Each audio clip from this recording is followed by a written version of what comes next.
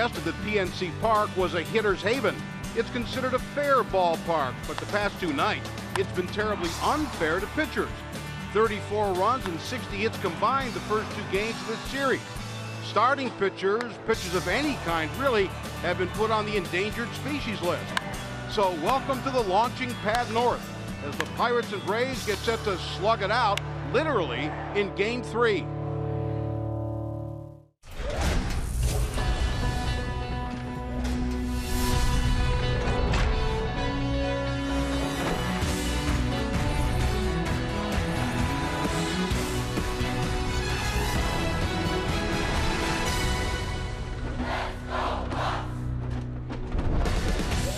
In this series, the Pirates are scoring a ton, so get excited and have some fun. It's a great night for baseball here from PNC Park. And tonight, it's the Pirates and the Atlanta Braves. And welcome into the booth. Joe Block along with Steve Blass with you here tonight. And the Pirates, offensively speaking, have been very good in this series. We know that. And one of the guys who are really mixing it up in the middle of the order has been Gregory Polanco. Yeah, it has been so much fun to watch him, Joe. It seems like he's not only growing into his body, he's growing into his ability. And I like the fact he's doing a lot of good work against left-hand pitchers. You know, he's 6'5", he's got that big wingspan, so he's able to reach out, take that low breaking ball down and away from a lefty and pull it into right field, right center, down the right field line. So the sky's the limit for this young man. He's just having a lot of fun right now. Yeah, and he's doing well in that number 3 spot, hitting at .324 in that role and slugging almost 200 points better against lefties, too. And the lefty on the mound tonight for the Pirates is going to be Francisco Liriano. Yeah, and you take a look at this chart, and which Francisco are we going to see? The one that really struggled against the Cubs, or the guy who's been brilliant at home? 13 innings, just 1 run given up. So you really need him to be steady tonight. Give him 6 or 7 innings. Steady this whole thing. Slow this whole thing down. Do it what you need to do against the Atlanta Braves, because you figure we're going to have a good chance to score, even though Tehran's been very good. But if Francisco Liriano is better, then that's what you want to see in this third game of the series. The Pirates have won 3 in a row, looking for 4, and they've been scoring early and often in this series. 10 first-inning runs in the first 2 games. It's the Pirates and the Braves, and it's coming up right here on Root Sports.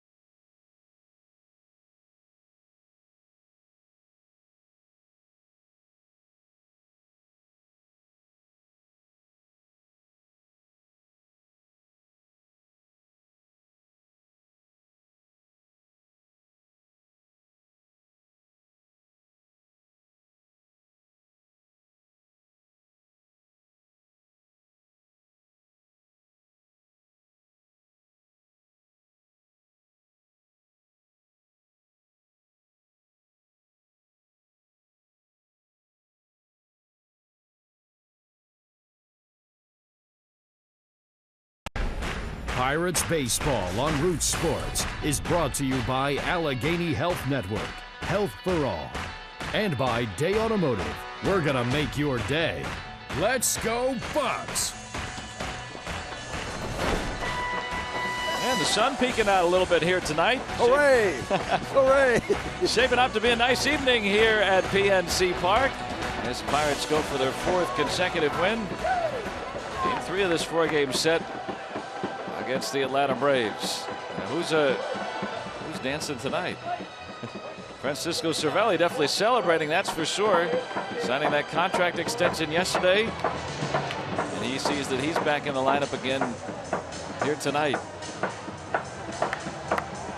Well, you hope the Pirates and their pitching staff can settle things down tonight. It just has gotten out of hand the last 2 nights. So, again, you want to lean on Francisco Liriano to take you deep into the ball game.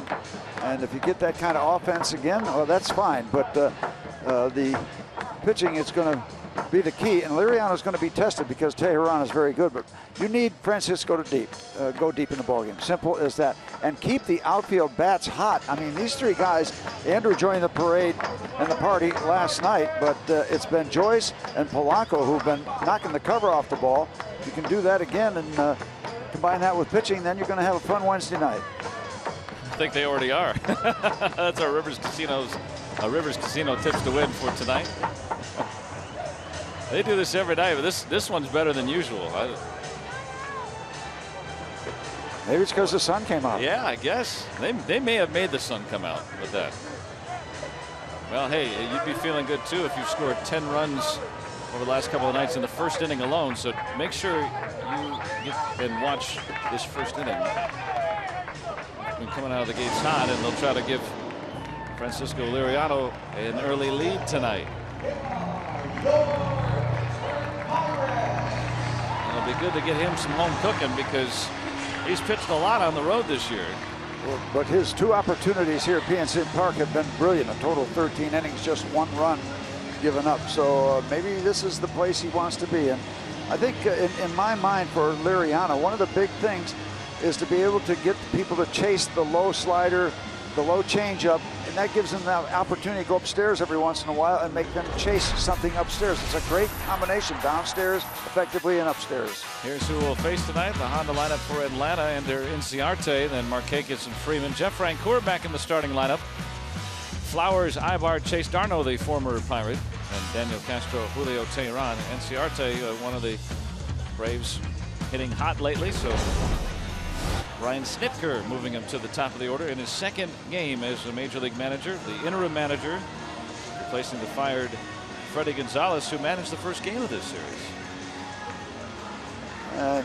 Hyundai will bring you the overall numbers for Francisco Liriano. This is start number 8. A few more free passes that he wants, but still a 2-to-1 ratio, strikeouts to bases on balls, and yeah, he's been very, very good here, but on the road it has been a real struggle, and we need some settling of the pitching staff, not just Liriano. Let's hope it begins tonight.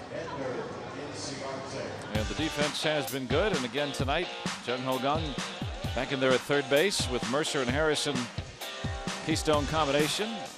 Jaso at first, Polanco, McCutchen, Matt Joyce back in right field. Starling Marte returns tomorrow from paternity leave, and Francisco Cervelli, big day for him yesterday, signing that contract extension that'll keep him a Pirate through 2019. And he had 3 hits and a couple of RBIs to win. Yep, and he continues to stay healthy, continues to be animated, full of energy. He's a lot of fun to watch. Let's hope Liriano is a lot of fun to watch tonight. And he's ahead of strike. Francisco has had 4 career starts against the Atlanta Braves. He's 2-1 in his work against these Braves.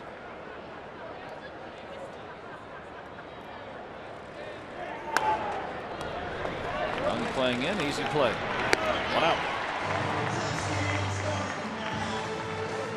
Yeah, these Braves came into this series just with miserable offensive numbers, but then all of a sudden you look up, they put up a 5 spot and then a 9 spot. So yeah, I think you can predict baseball. Go ahead. No guarantees. Malik Smith with 2 home runs last night. Never hit more than 5 in a minor league season. I think they had just 9 team home runs coming into the series, and Freddie Freeman had 6 of those 9. There's a base hit for Nick Markakis. Well, what concerns you is, okay, well, the Braves now have scored some runs in the last 2 games of the series. Do they start getting confidence offensively again? Depends on what Liriano does. Well, that's true, yeah. He can shut down confidence, or he can open the door for that confidence to continue. It's all about the pitching on both ends of the stick. Freddie Freeman, he has 6 of those home runs. Only starter held hitless last night between either team. Probably wouldn't have guessed that. Ron Culpa on the appeal.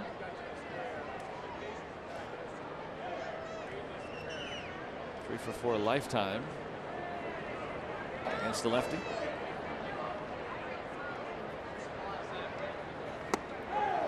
Boy, Cervelli had the mitt right there, and that's where the ball traveled to. Take a look at the lineup for tonight's umpires. Paul Nauert behind the plate. Chris Conroy at first. Crew chief Jerry Meals at second base, and then Ron Culpa, last night's home plate umpire. So they try the breaking ball again, a little bit too far out. Yep.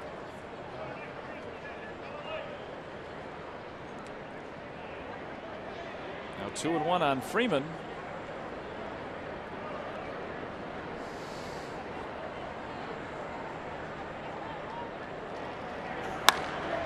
This could be 2. Should be. If Gunn can get over. And Gunn fielding second base with a runner coming in, and did a nice job of that for the first time. Turning the pivot on the run.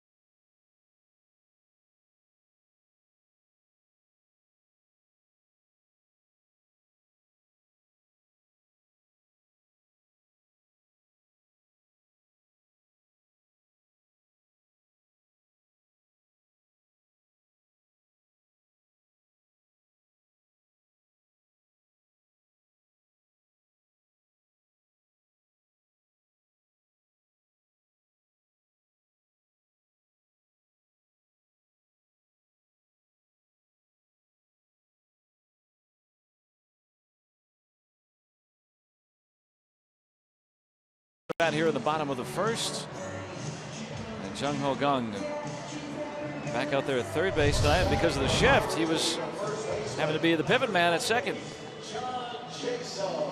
Nicely done, coming across the bag on the fly like a drive-by. And the RAV4 lineup for the Buccos tonight. John Jaso will start things with Andrew McCutchen, and then Gregory Polanco performing well as the number 3 hitter. Gung, the cleanup man, Cervelli, then Matt Joyce for the 3rd straight night. 383. Harrison, Mercer, and Liriano hitting over 300 as well. And their challenge is to get something done against the best 0-4 pitcher in Major League Baseball.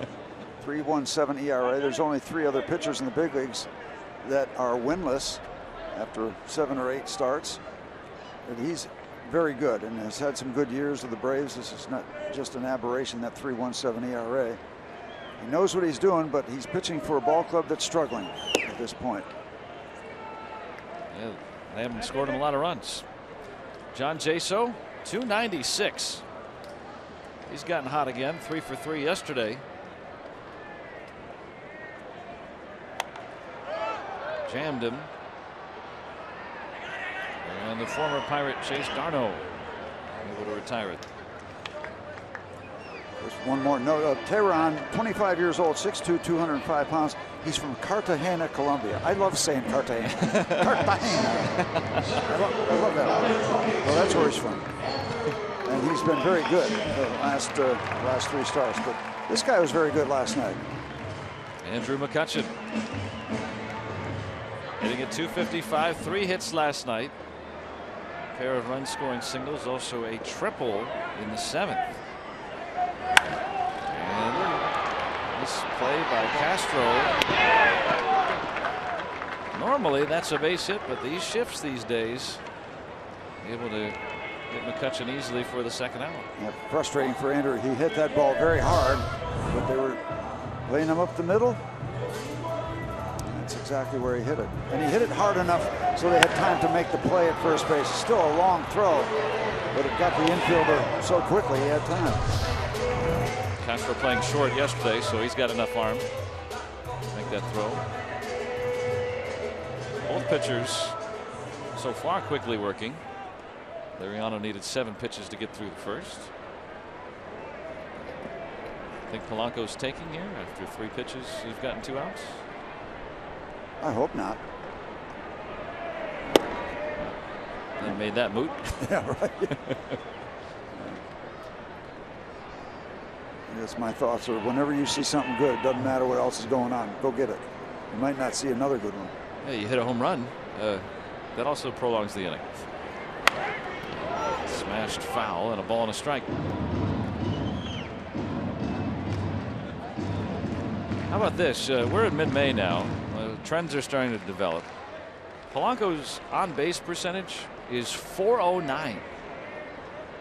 That would rank among, by the end of the year, if he could keep something like that up, among the very tops in the league. Yeah, that's heady stuff to carry for 6 months.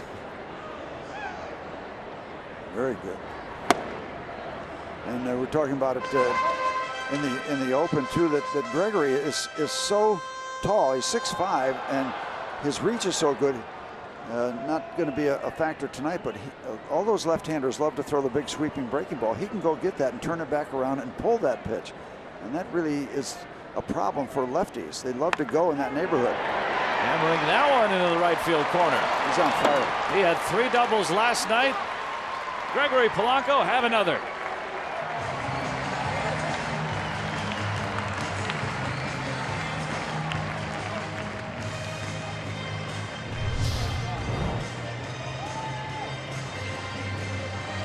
No, you're going to get hurt with that delivery, that breaking ball up in that neighborhood against good hitters. Right now, Gregory Polanco is a very good hitter. He's not missing those kind of mistakes. 5-game hitting streak now for Polanco. His 16th double of the season. He's on pace for 66 doubles now. Yeah, and I don't care if you're from Cartagena or not. You're not going to get him out right now. There's Jung Ho Kang, 4 home runs.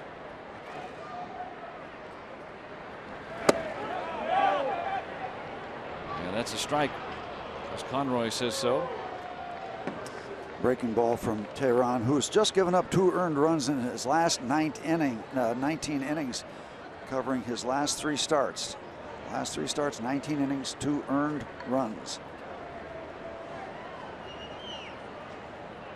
You can't buy a win. Well, this Braves team can't buy a win. They're 9-29. Much better on the road, though, aren't they? 7-12.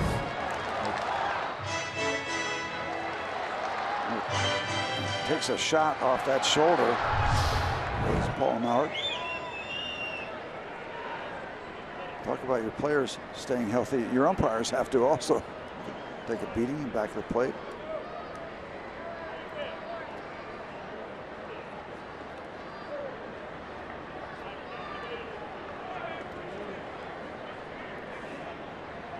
Two-strike pitch. Yeah, the Braves at 9-29. That equals their slowest start in franchise history. You got to go back to the year Ronald Reagan was born, 1911. The Boston Rustlers also started 9-29. But the stunning number for the Atlanta Braves, 2-17 at home. 2-17. Final year at Turner Field.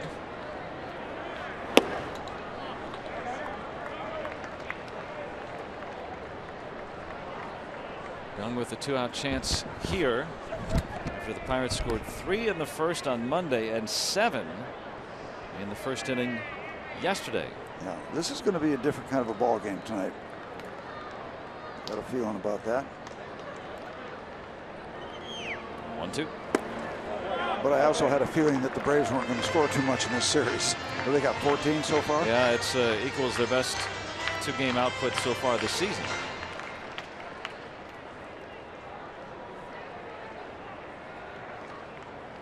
Might the same be said for the Pirates these first 2 games? I think so. 12 equaling a season high. Season high had 21 hits last night. 2-2.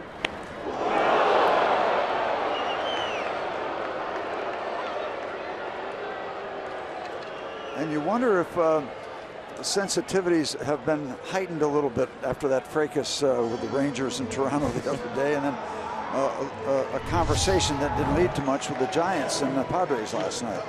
And that's, well, you got to turn the other cheek. That was a changeup, so just got away from. Still hurts. Tehran. Well, yeah. Yeah, it came in at 83. It's not like it was an underhanded pitch or something.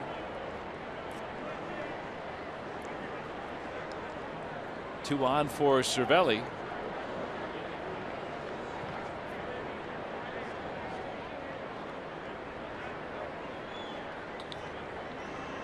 Cervelli with 20 runs batted in.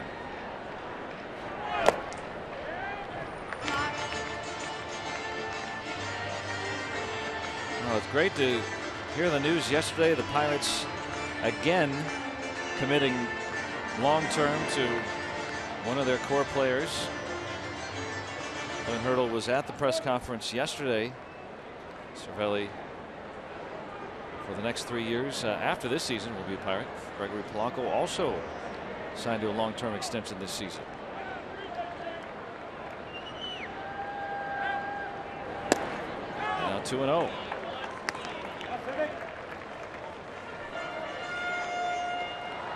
He has been absolutely terrific since arriving, and we were wondering what was going to happen after Russell Martin left. Well, now we know. Cervelli has happened.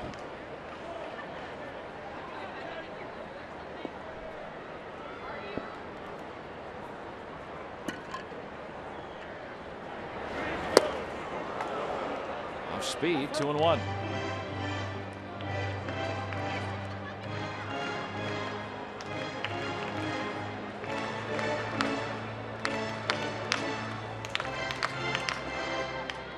Tehran, 2 14-win seasons, 2013, 2014, an all-star year in 14 for Tehran.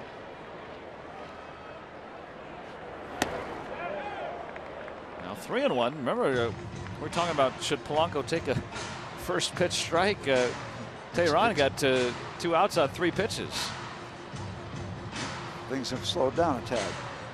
Not overpowering. I mean, he's got a very adequate fastball. He's 92, 93 in that range. Good breaking ball, very good control, almost a strikeout per inning, so he gets his Ks.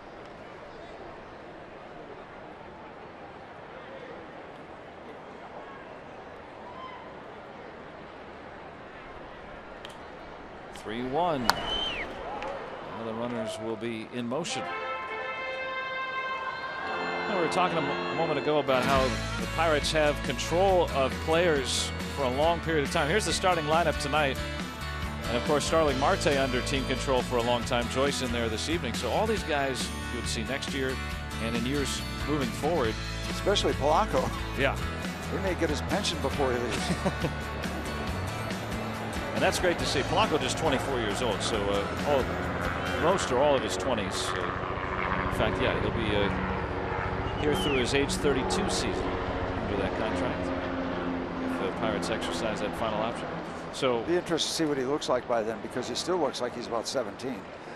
Why? Yeah, wiry. I mean, will he get bigger and hit more home runs and be less speedy, or will he stay kind of lithe and keep that speed and athleticism a little more? Here's the pitch. Right to Ibar. And the Braves will finally issue a scoreless first inning to the Pirates.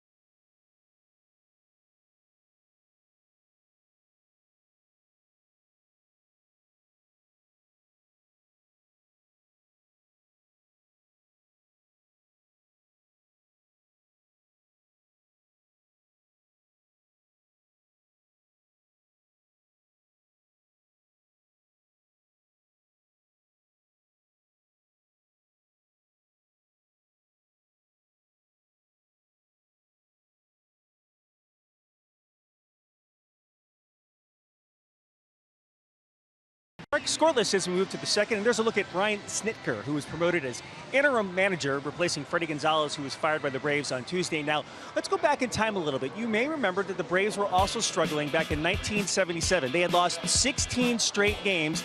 Then owner Ted Turner, not happy about it, so he had asked then current manager Dave Bristol to, well, take a few days off. Ted took over as manager. He would lose 2-1 to the Pirates at Three Rivers Stadium on May 11th, 1977 to extend the Braves' losing streak to 17 games. And then the commissioner of baseball said, yeah, Ted, you can't do that. You can own cable TV, but you can't manage the ball club. That was 39 years ago this month. Just kind of eerie that, well, Freddie Gonzalez would lose his job. And actually, Dave Bristol was brought back in to continue to manage a couple days later. Well, you never know, right? You never know. You never know, Dan. And Turner really was going to leave anyway because they're going to have a yard sale in his for his benefit the next day. Well, the great irony is that the Braves will be abandoning Turner Field at the end of the season, and the last link to Ted Turner's ownership. Left that ball up. McCutcheon calling for it and getting the first down. Yeah, Ted Turner definitely, we talk about George Steinbrenner so much, but in the 70s, Ted Turner was just as colorful an owner. Oh, yeah. Charlie Finley as well. Yeah. Think about him with the A's and the green and gold and the mustaches. Yeah. Ted Turner down at Fulton County Stadium. Launching pad. You would like that because they had just a curtain in between the two broadcast teams. So on a given night, you could get scores from other games from the guys across the way. We've got the curtain in back of us, but there was a curtain right in between the Pirate broadcasters and the Braves broadcasters. Toward the corner, and Tyler Flowers, not a great base runner, so he's held to a single. I mean, you could hear the other announcers on occasion. Yeah, when they were doing something really good, they would be excited. We'd be sitting over there depressed. they're rattling on about their pitchers. Yeah, or whatever. Yeah, right. All their pitchers. Here's Skip. Ernie Johnson. Yeah. Pete Van Wieren. Yeah. Great broadcasters at that time in Atlanta. Good guys. On the Superstation. Yep. Ernie was just one of those real gentlemen. Not a foul past Bo Porter. That was in the heyday of underground Atlanta. The whole entertainment, restaurants, boutiques downtown Atlanta. That was a big deal back in the 70s.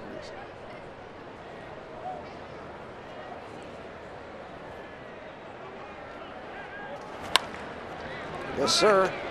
Room service. And with Ibar's good speed. Wow, that was a little closer than I thought. Yep. Turned it quickly. Yeah, we put in the order for room service, but it's going to be a little late being delivered. No gratuity. This looked like it was custom made.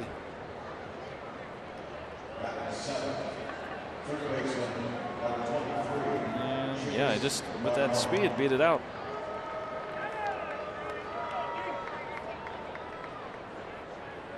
Ibar stole 15 bases last year with the Angels. Just to give you an idea of the wheels a little bit. Yep.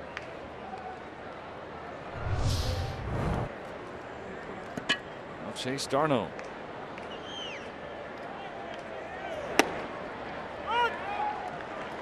Wanted to get that call. Paul Nard coming up with the right hand just a little bit late, but we get the correct call.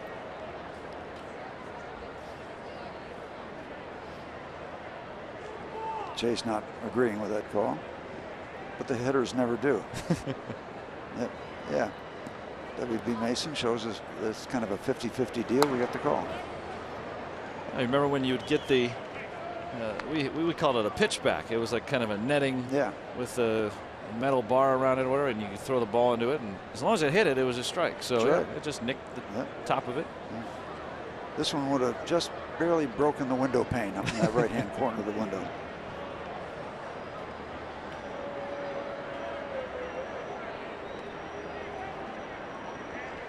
Two-strike pitch. We need one this time.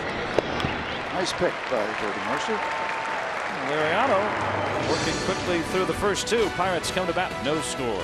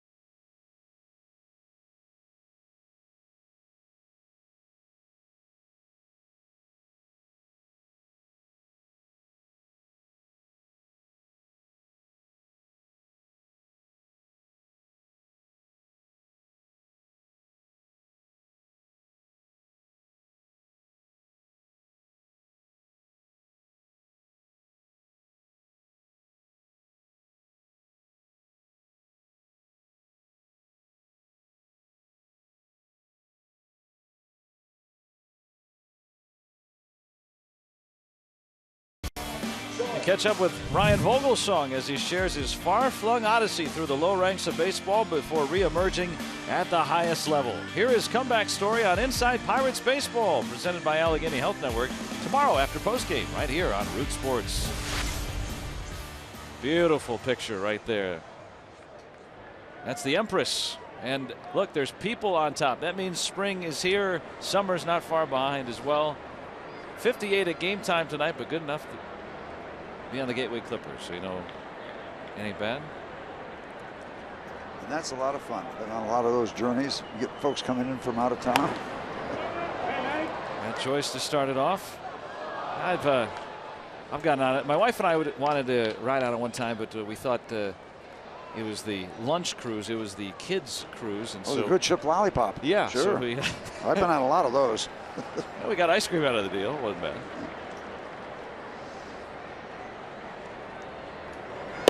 Matt Joyce hitting at .383.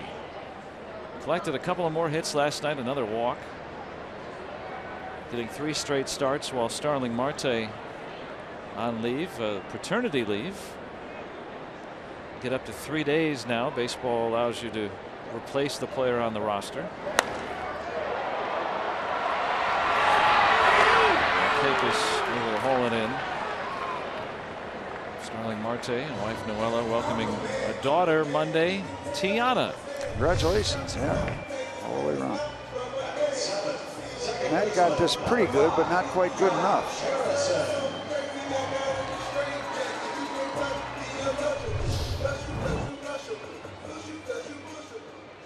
He's kind of locked in right now, I would have to say, and then some. Yeah, when he's making outs like that. I think maybe just enough off speed off that pitch where he just maybe a little bit in front, still hit it well. So, and that will tell you too something, that he's way out in front, or maybe a little bit out in front, still got good wood on it. Ball and a strike on Josh Harrison. He's hitting at .309. Team leader with 21 runs batted in.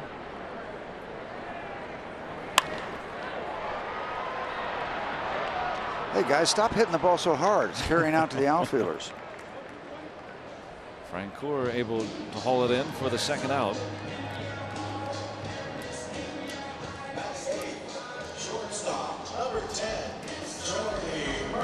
Jordy Mercer gets a 2-out chance.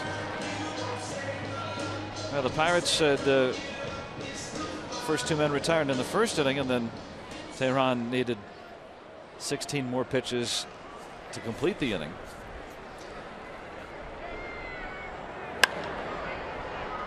Here, this one may be a little quicker.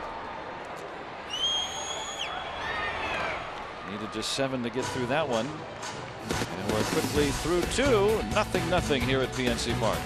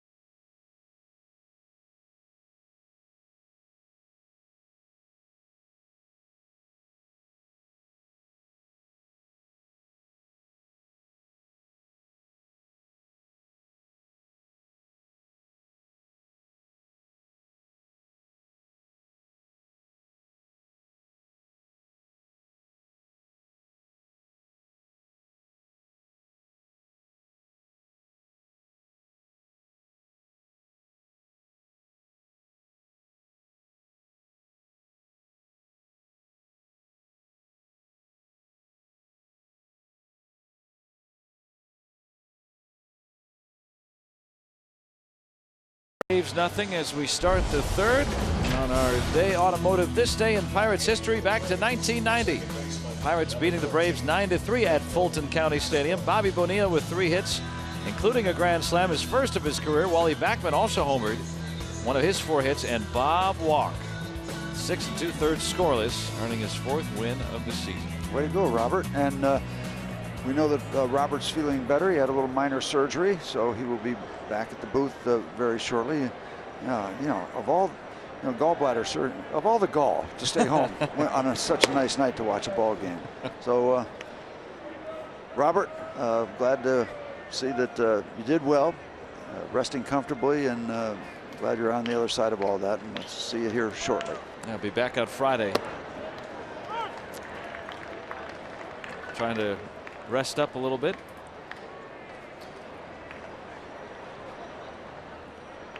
Daniel Castro will lead off the third. Hit Liriano. Cervelli. Almost a 1-2-3 put out, but Castro beat it out. Yep. Francisco could not find the ball and didn't know where it bounced to, and Cervelli almost got to it. So it was almost the law firm of Francisco to first base. We had a 1-2-3 play the other night that was huge. Started a double play. I don't think I've ever seen a 1-2-3 put out at first base, though. That would have been. Let's see, Francisco cannot find it. And then Cervelli's all over the place every night. He's off his feet, back up, bouncing around. It's part of his deal. Here's the bunt attempt. Liriano seems to be okay.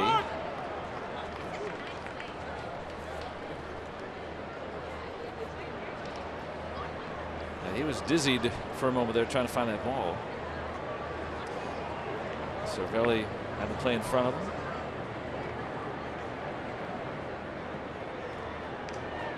Sometimes you just don't know where to start looking. You're looking one direction, it's not there. Oh my goodness, now where could it possibly be? And you're facing the wrong direction. You never do get to it. I think if you pitch for a few years in the big leagues, you're going to get hit all over the place. The backside, the arm, the shoulder, hopefully not the face or the head. You're the closest guy to the batter. You're going to take some shots. Tehran bunting with 2 strikes. This time gets it down. Gets the sacrifice, his 3rd of the year. Goes 2-4. Castro at second with 1 out. Fireworks light up the Pittsburgh skyline tomorrow at PNC Park as the Pirates host these Braves at 7:05, and you can stay after the game for a Zambelli fireworks show. For tickets, go to pirates.com and come out and join us. Fireworks tomorrow night. Here, just beautiful scenery. Maybe a first ball game. Be real pretty if you could add about 20 degrees right now. We're getting there. Temperature. Yeah, that's what we said around the middle of April too. And we had such a mild winter in the month of March that so we can have it linger for a while. That's because we were in Bradenton, Steve. See, you gave it away, didn't you? I might have had it convinced for a minute.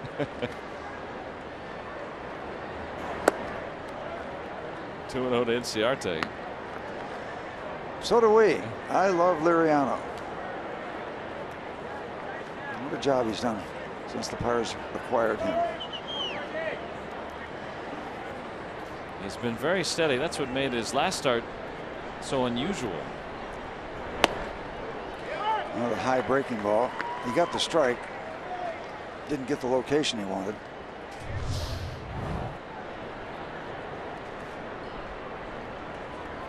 You don't want to be throwing a lot of your breaking balls up there. Sometimes they're just not looking for it, and they'll take it. It's a mediocre location. 94 miles an hour. You like that speed from Francisco. And one of the things too, if he gets out in front of in the count, he's got so many options. He can throw the changeup, he can throw the low slider, he can go upstairs with a fastball. And the key, like many pitchers, you get out in front, it just opens up the at bat for you as the pitcher against the batter. So move the runner to third. At the cost of an out.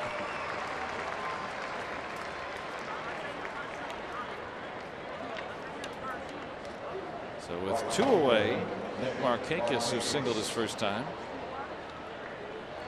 Nothing in the third. Much different than the start we've seen the first 2 nights.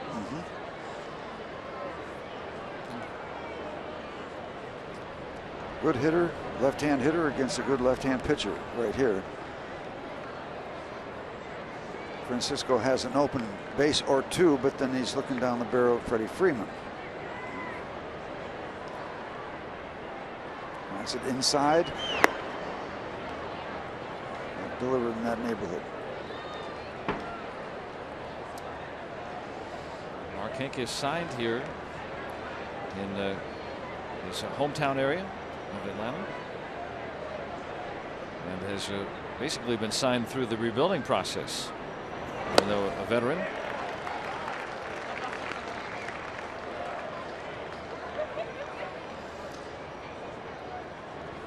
And was not looking for what Frankie delivered there. Out in front, breaking ball. Count evens up. Let's take a look. You want that fastball inside? Watch him move. That's where Francisco Cervelli goes.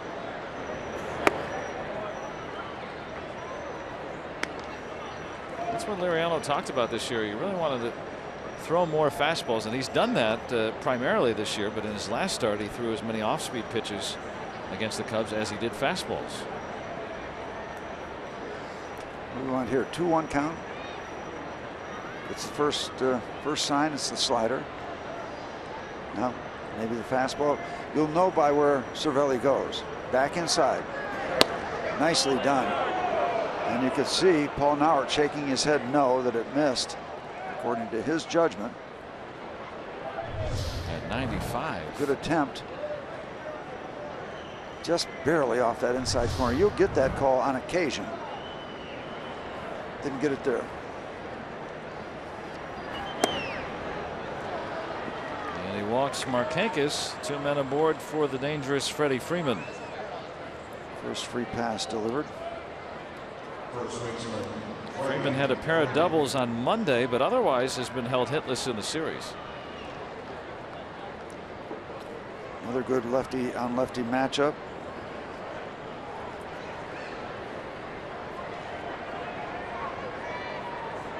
The Braves have a lot of left-handed bats in the lineup, but only 3 in there today, all 3 atop the order. See Josh, ground ball to Josh. It's going to be a long throw, but that's how they set up. Good looking breaking ball that you can't do much with. If you want to chase that, thank you very much. There's a chance it might not be called a strike, but it's looking good about 3/4 of the way in. That's that kind of pitch we're talking that Polanco has been able to handle now with that big wingspan he has. And Freeman will bring home the game's first run. Castro in, RBI 11 for Freeman, and Atlanta leads 1-0. He has been their best hitter by far, and he delivers here. That ball not nearly wide enough, and stays in that good hitting zone. Wanted that further outside, didn't get it there, but he made him pay.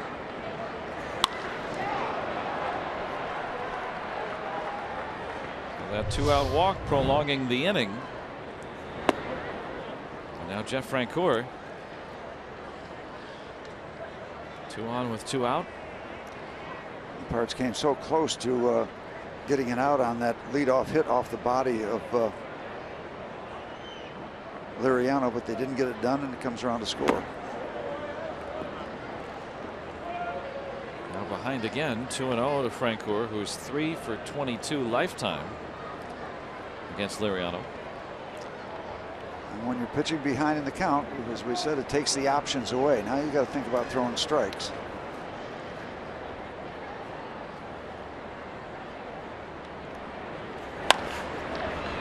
Easy play for Liriano.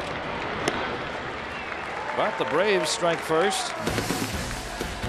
And through 2.5, 1-0 Atlanta.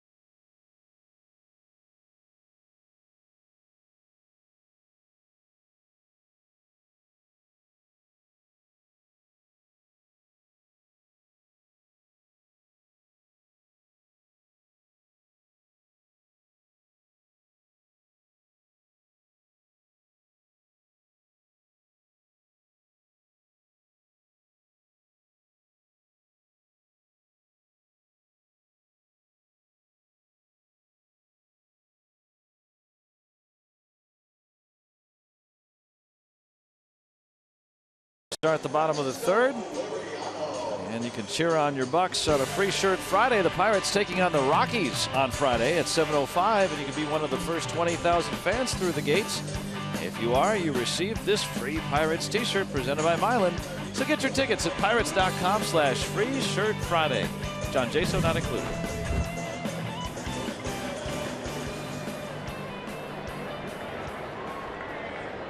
Good night for a cauliflower salad or whatever that was. You can get anything here at PNC Park.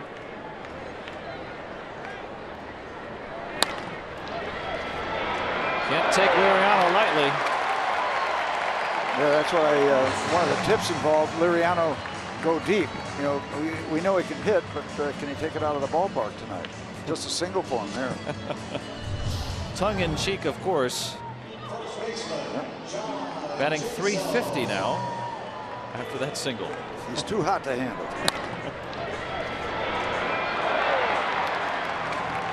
Not only the base hits, but the leg speed, beating out these infield hits. Not all bad to have your pitcher lead off with a base hit, because the opposite pitcher, Tehran, said, okay, easy pickings now. I can get an easy first out, go up to the top of the batting order with an out in my back pocket. Well, that didn't happen.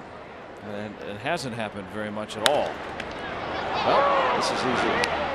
1-6-3 double play. That rally's gone for the moment. Liriano batting at .320 over his last 22 games. That's 50 at bats now. Now this is what you call room service. Place the order right there and it's delivered immediately. That's like room service with an app in your hotel room. You don't even have to pick up the phone. You just plop, plop, plop. There we go. That's convenient.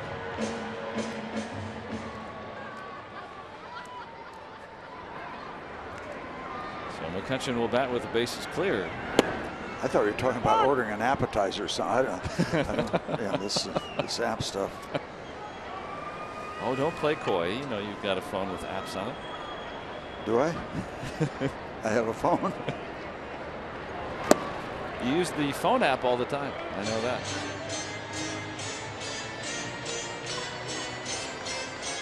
I thought I lost my my new smartphone, iPhone, whatever they call it today. Looked all over the place until a guy, let me call your number, and it was in my back pocket. Oh, there. Phone. So you can find him easily. He's his 5th pitch of the inning. That's away. Yeah, that's how you find it sometimes. A little embarrassing to find it in your back pocket. Well, I've left it in worse places.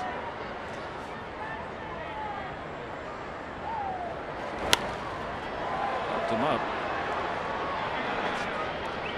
Tehran's dealing. 6-pitch inning after a 7-pitch second, and it's 1-0 Atlanta as we go to the 4th.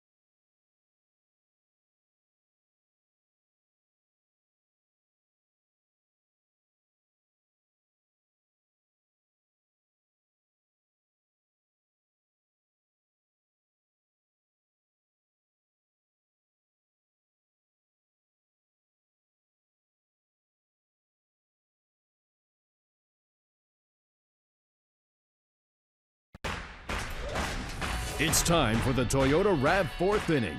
The all-wheel drive RAV Hybrid has performance that will make you rethink hybrid. Let's go Bucks! Braves coming to bat, leading 1-0.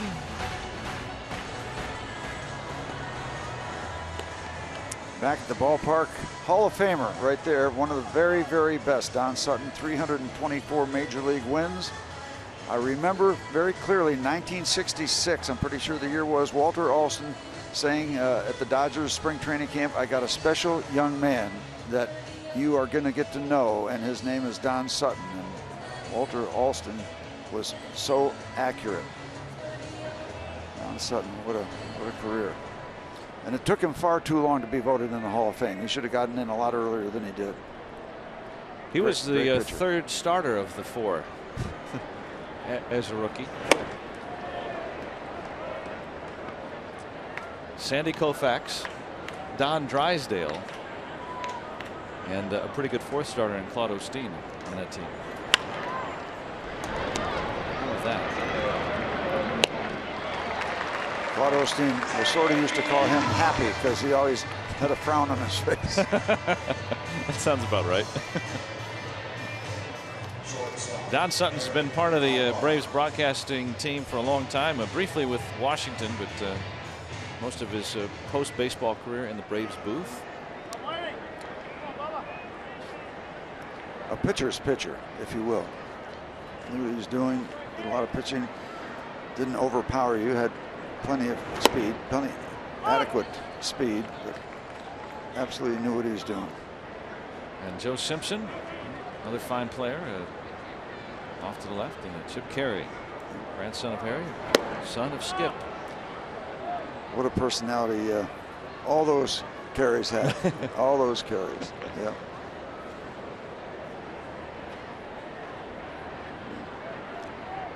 I enjoy both of those guys very much too.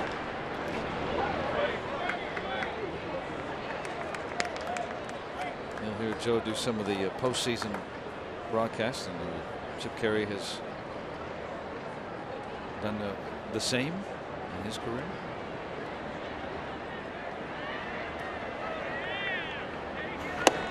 And strike three call.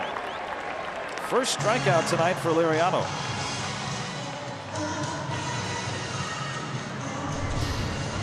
A little bit up, a little bit in, a little bit of tail back to pick up that inside corner. See that ball moving just back a little bit. Cervelli frames it. The portrait is sold.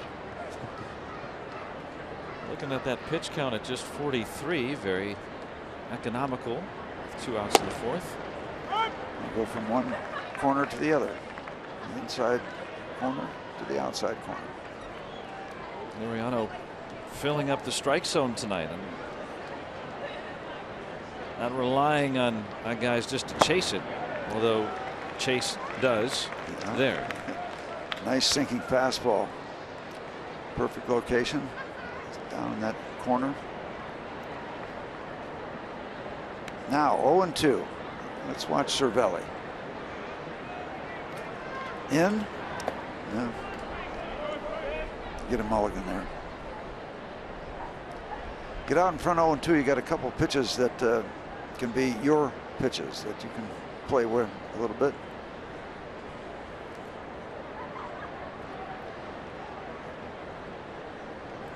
Okay. Liriano trying to keep you from checking that one out, Steve. He thought I was going to look for signs there, and I was. Very heady maneuver.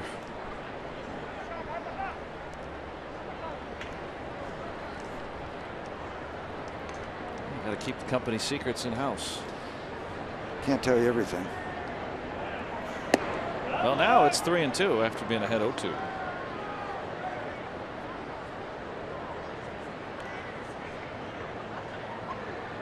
Daniel Castro would be next.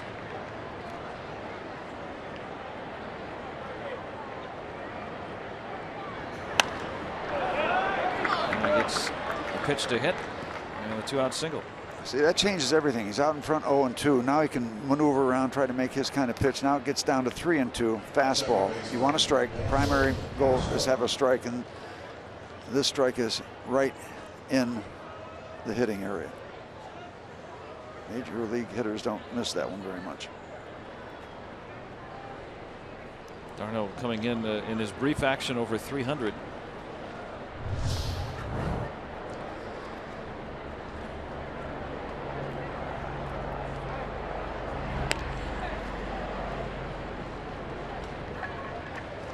And has not stolen a base with the Braves yet, but certainly can run.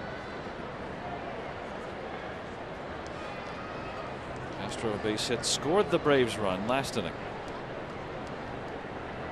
Decent lead over there at first.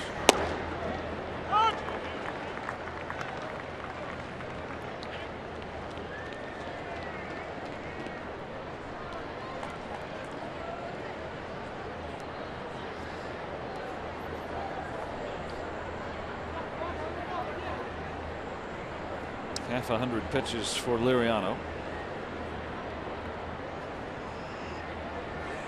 I'm concerned about d'Arnaud. He has good speed. Francisco's looking right on. By the way, going back to the Atlanta broadcasters, that we know that Chip Carey and our director Pete Toma have a background. I worked together in Chicago, right? Yeah, yeah, good friends. Late on that one, 2 strikes.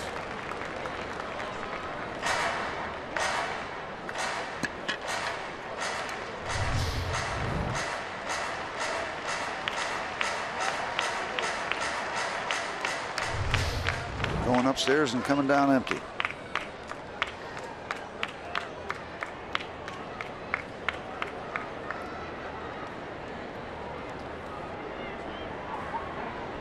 Trying to keep d'Arnaud close.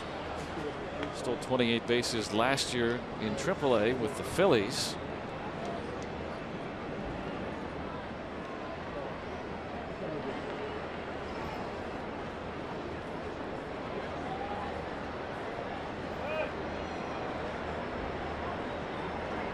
He's running. And Castro spoils it. And that's his buddy Josh Harrison. Just ran by, had a word for it.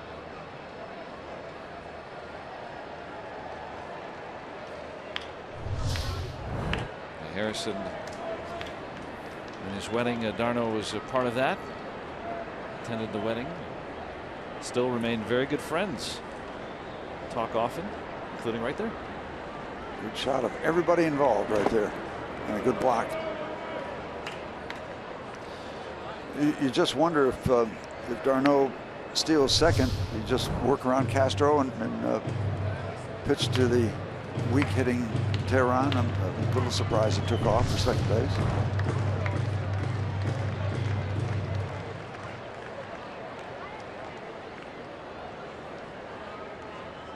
Since Liriano was ahead 0-2 on d'Arnaud, he's had to throw 8 more pitches. 9th here.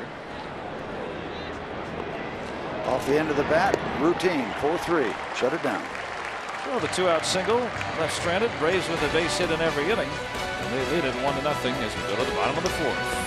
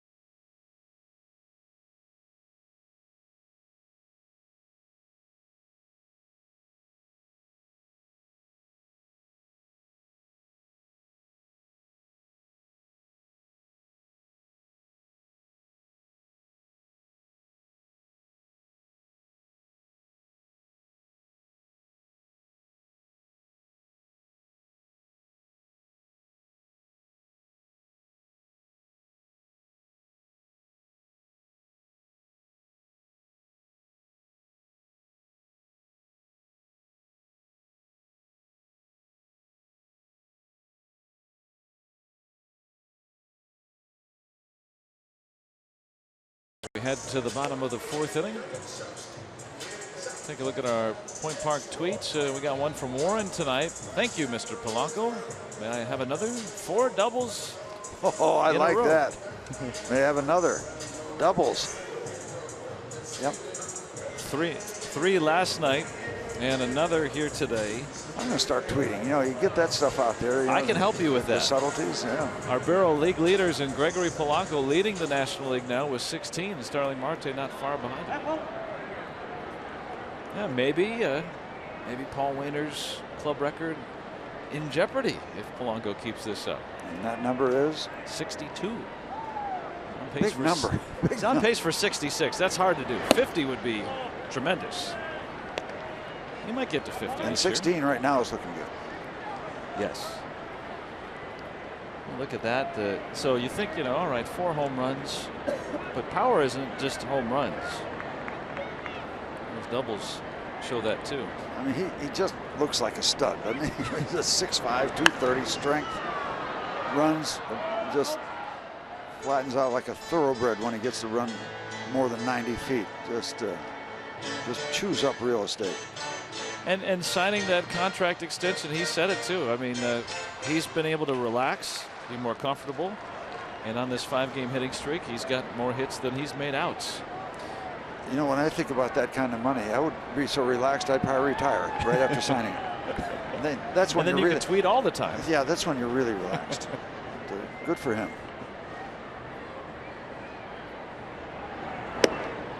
Ahead in the count, 2 balls and a strike. Just great judgment of the strike zone too this year. It's been fun to watch his maturation happen and pretty rapidly this year. There's his emoji. His what? His what? His emoji. That's his picture.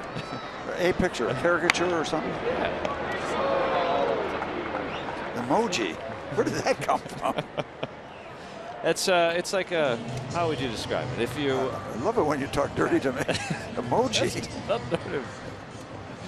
It's as clean as can be. No, it's like a little, yeah, like Explain a caricature. Yeah, like a little.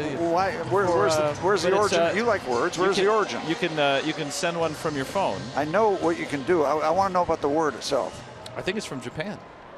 I think that's the first time I heard of it. All right, that answered my question. There's Jung Ho Gung. I thought it was one of those shorthand things for oh my gosh. Yeah. Yeah. Okay. Here's Jung Ho Gung's emoji. And yeah, it's kind of a caricature, kind of like the hieroglyphics almost, but just that's writing. These are pictures. Oh, I guess. You know, I got like a pictograph. I got an education too. You know. I'm not good at describing things. You came up with a word.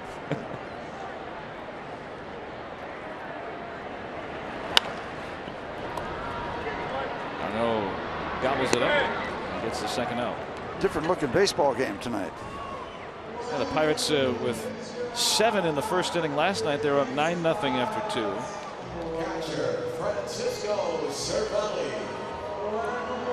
Almost full. When the moon meets your eye like a big pizza pie. Right? That's emoji. Bells will ring. Oh. So that was Springsteen singing that, wasn't it?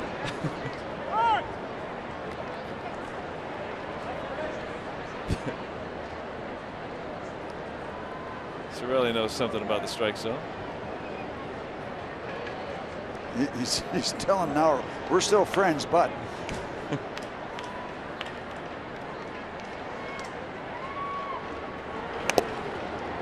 ouch.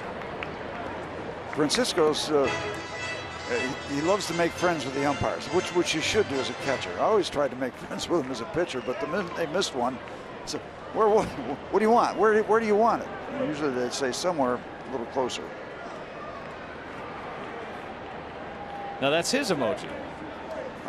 That's emoji. What you said, right? Yeah. I got it. Okay. We gotta make one of you. We can talk to the guys on the scoreboard. Make one of you, and then that way you have one, and you can use the word whenever you want. Wait till I go home and tell Karen, hey, you can't believe my emoji. That's it. It's going to hook you up with that, I think.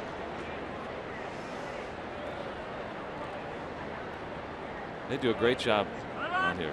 We've seen his That's Amore skit that he's done, giving the advice. Oh yeah, that is terrific work. It really is. It's hilarious, and there's nobody having more fun than this guy right here.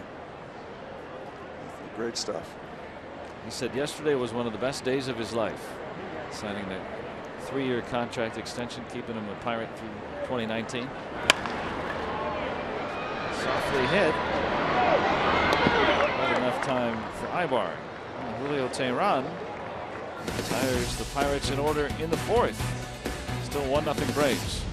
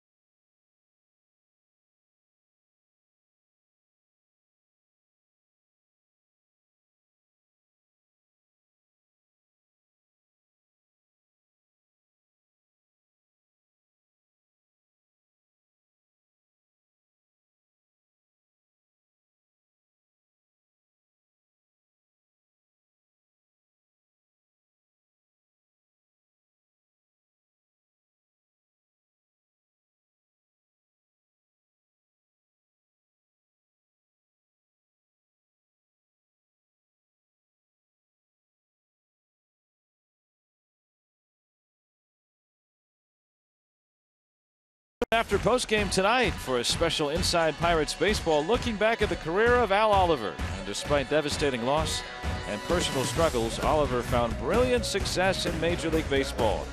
See his story and hear from the former Pirate on Inside Pirates Baseball. Al Oliver's scoop tonight after postgame right here on Root Sports.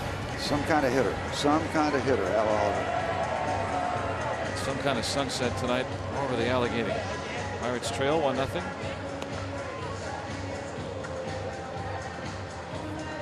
Now I was starting to follow baseball as his career was winding down. Tell me about Al Oliver for a moment. One of the great low ball hitters, and left-hand hitters are very, very good at hitting the pitch downstairs. But I mean, he just hit more line drives, and of course it drove him crazy when one was caught. And he'd come back in the dugout and say, "Well, yeah, just those pop-ups are killing you, Scoop." But I mean, he hit the ball hard all the time. And he could play first base, he could play in the outfield. And if I know my trivia correct, he hit the last home run at Forbes, I think. Well, maybe. We played 2 games. Somebody had to. But we see Al now, and he is ordained. I mean, you get up and listen to him give a benediction or something of that nature. I mean, he not only knows the words, but he delivers them with passion. It's good to see how Al's life has evolved. Very impressive. Part of that group. Very impressive. And a strikeout of Teheran to start the 5th inning. It'll be good to have him and you and everybody back from that 71 team later on this year, honoring the 45th anniversary. Yep, September 3rd.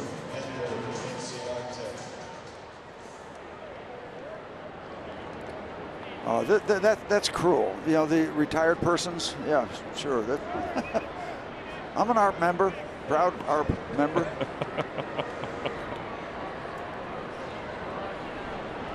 The problem is they started sending me material when I was 43. Well, I have that to look forward to. There's don't not rush. Too distant future. Don't rush. Inciarte tonight 0 for 2. And Liriano's done a nice job. Scattered 5 hits. The Pirates. A lot of folks in our traveling group and our crew involved in ARP membership these days. Some fairly recent.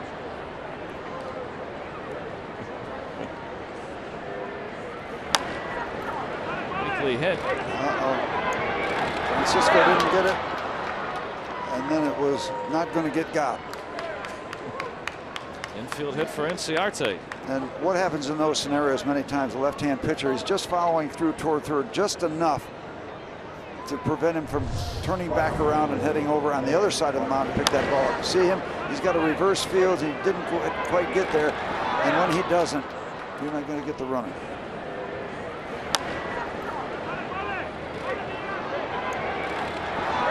Right-handers following through to first base. I mean, that is a lot more comfortable to go get that ball. You're heading in that direction.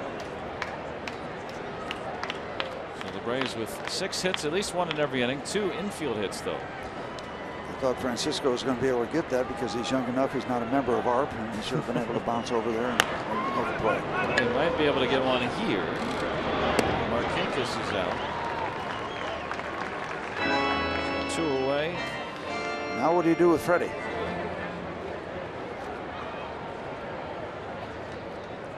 Nothing game in the 5th. Freeman a run scoring single back in the 3rd. 3 hits in the series. This is game number 3 of the 4-game set. Liriano has walked 1 batter. It's Marquez.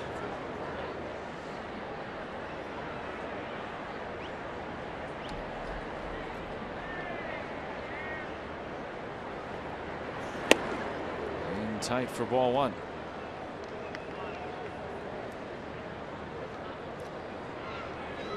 So far, so good. Liriano has given up a run, but he has been steady enough to take it into this part of the ball game, and you just want him just to keep on trucking. Yeah, very low pitch count. Keep that going, like you said. Just a little bit off that fastball, and Freddie, with that uppercut power swing, was looking to send that one a long way. Out in front. Like some of those single-digit numbers to start. Getting him to chase. That's classic Liriano right there. The breaking ball down underneath, getting the swing on a pitch you can't do really anything with if you hit it. So now he's got a couple pitches to work with here. First base is open. He's ahead in the count. Almost the same delivery. Didn't get the chase that time. Now after a couple of low breaking balls down there, does he go upstairs to try to tempt him with a high fastball? Let's see what Cervelli wants. Still downstairs. Strike 3 call. Liriano with 3 strikeouts tonight. Strands the runner at second. Pirates need some runs. Trailing 1-0.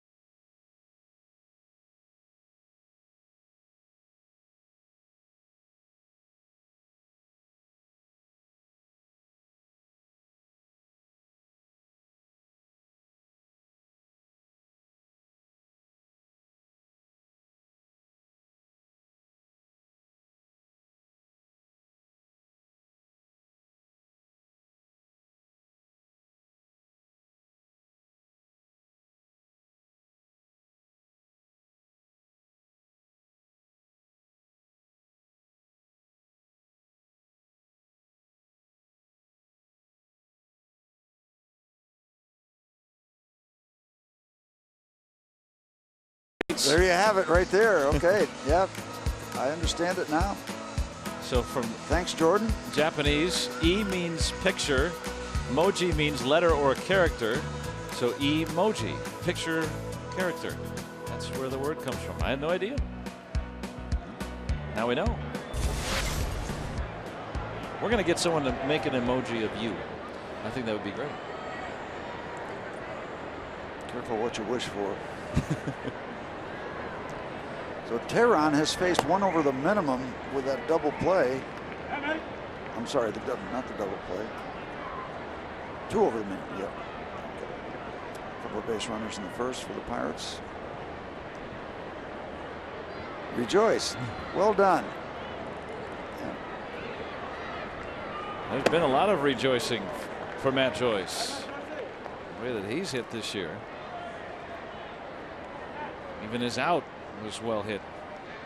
Greg Brown came up with that one. Working alone tonight, huh? He's working with 3 television sets.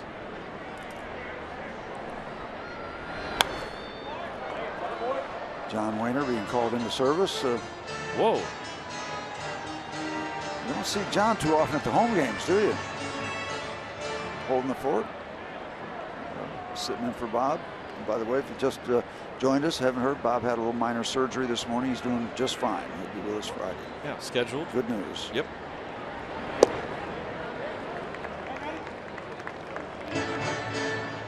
Three and 1 on Joyce with Harrison next. Tehran looking for his first win of the season. Astro retires Joyce. And the plays being made tonight as opposed to the first 2 nights of the series. When the plays weren't made and the pitches weren't made and the baseballs were hit. Braves made 3 errors last night.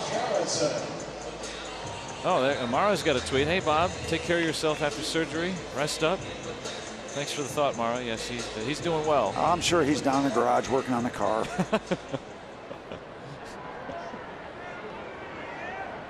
Yeah. He'll be back Friday, so just taking a couple of days. There's a base hit. That's a little clunk shot out into center field. Heard it all the way up here, but there he is at first base. Well, maybe that's all the Pirates need to get something going here in the 5th.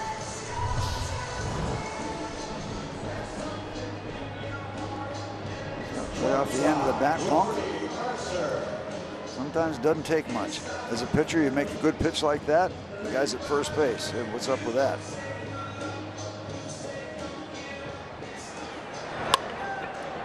Yeah, you can hear that sound again. Let's see if Tehran pays a lot of attention to Josh at first base. Average lead. Oh, and a little bit of a leaner. If he made his A move over there, that would have been interesting. The lean and the lob. Throw.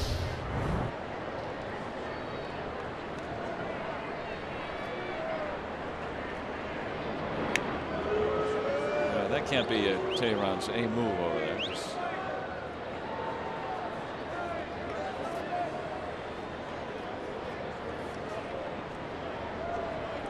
Six steals for Josh. He has not been caught.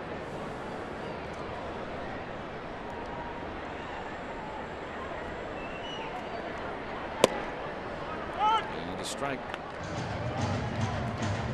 This is one of those games, we haven't seen it for a couple of games, where you look for perhaps limited opportunities that you need to cash in, because this guy has been that good a pitcher, as good as you can possibly be, being 0-4. An ERA in the low 3s coming in. Yeah, so it's right around 3 flat right now after 4 scoreless innings. He's been an all-star before too. And here with the pitcher on deck, and I know it's Liriano. I know Liriano's hitting .350, but you can't count on the pitcher getting you a base hit. So Mercer's job in that number 8 hole has been very important this year. Tehran already in his 6th season. Just 25 years old. The All-Star year you're talking about 2 years ago when he won 14.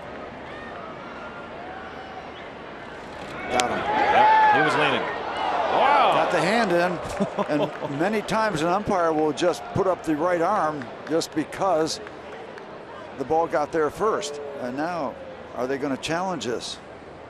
Chris Conroy right on it.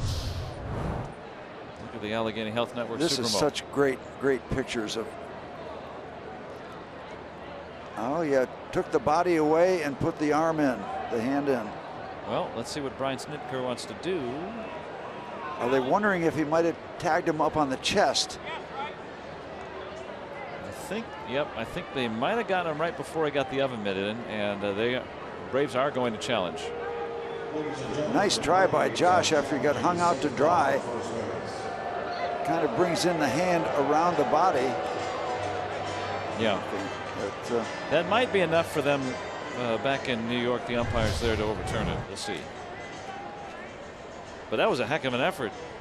Well, Josh can do all kind of things. You know about the rundown stuff when he can escape, and he's just got such body control that he can do that, take the body away and slide around with the hand. He can also give you one hand touch, and you go to make the tag on that hand, and he draws that one back and tags the bag with the other one. That's a favorite thing of guys that are that good with trying to escape. Well, we'll see what they've got going on back in New York. As the umpires are sitting in a room down in the Chelsea area of Manhattan. Yeah, they just showed a replay up on the big board, and of course every umpire in the stands called Josh safe. The partisan umpires. But the part of the umpires that work the field every day, they rotate in and out of New York. So Brian Snitker in his second game as a Major League manager, the interim manager, making his first challenge.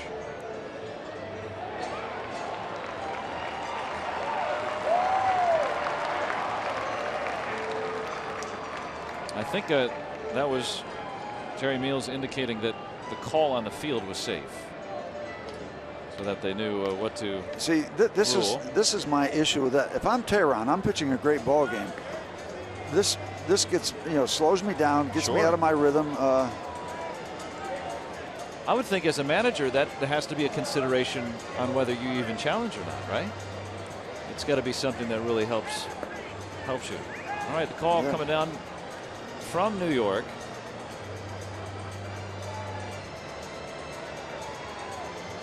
And I guess it was. Why did they wait after Meals made that gesture? I've never seen it done like that before. So they're saying he did get the hand around before the tag on the chest. I don't know. I don't know.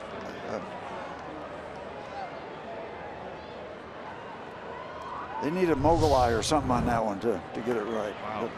Rick Rhodes, some great pictures right there for us. Call is confirmed. And strike 3 call to Mercer. And that's the first strikeout for Tehran. And so because of that, the Braves are out of challenges now.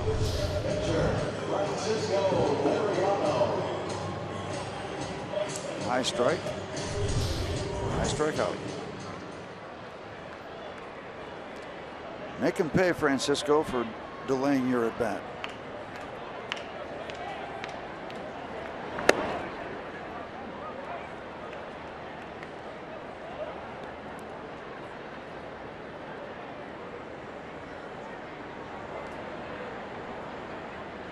Infield hit for Liriano his last time.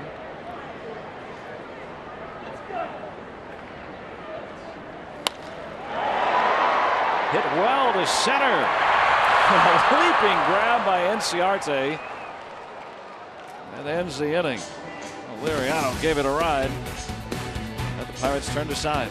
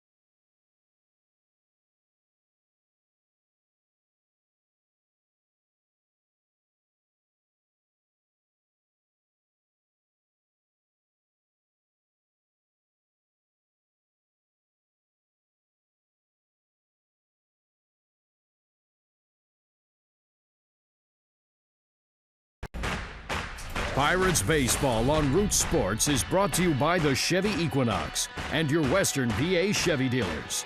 And by Barrel. Check out the Barrel Hot List at barrel.com. Now the only way to buy a car. Let's go Bucks! Back on Root Sports. 6th inning coming up. Believe it, it's just 1-0. For all the offense we've seen the first 2 nights of this series, some good pitching featured tonight. That's a Pirate get up right there. And the Little Bucks enjoying this one too. Pirate ballerina.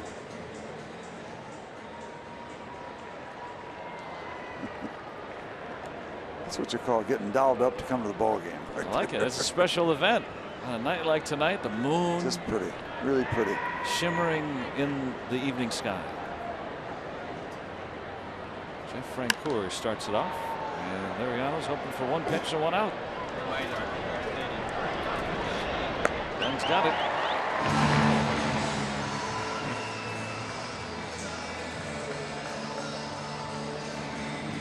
And she even got a baseball tonight. Look at that.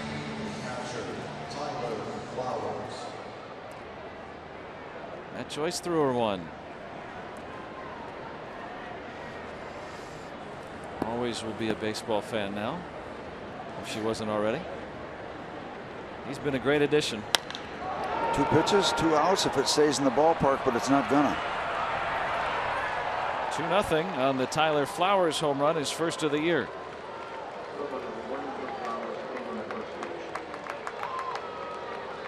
And so the Atlanta Braves, who had 9 home runs all season, they have hit 5 in this 3-game series thus far.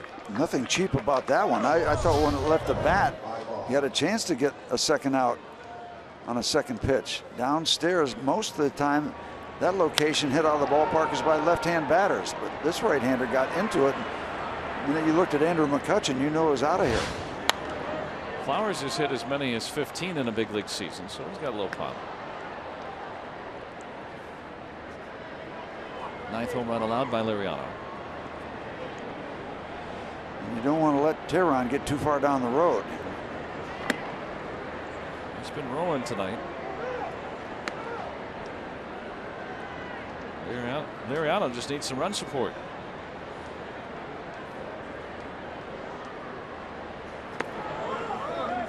Eric Ibar 0 for 2. Liriano's pitch count says, hey, you know, and he just batted to end the 5th. I mean, he can keep on going as long as he stays successful here. You had the idea coming into this inning that, okay, he's gotten it together very well, just giving up 1 run and starting to pick up a few strikeouts. And the strikeouts started late, but that home run changes that whole perception. Marshall gets out number 2. That's what you wanted to see in that at bat too. After the home run, he got behind 3-1. Let's not let this thing get on any kind of a roll. So he gets this second out here in the 6th. Yeah, he's pitched the contact pretty well tonight. 3 strikeouts, 1 walk. For the most part, throwing strikes. 50 strikes. Better than a 2-to-1 ratio. Strikes to balls. That's very good.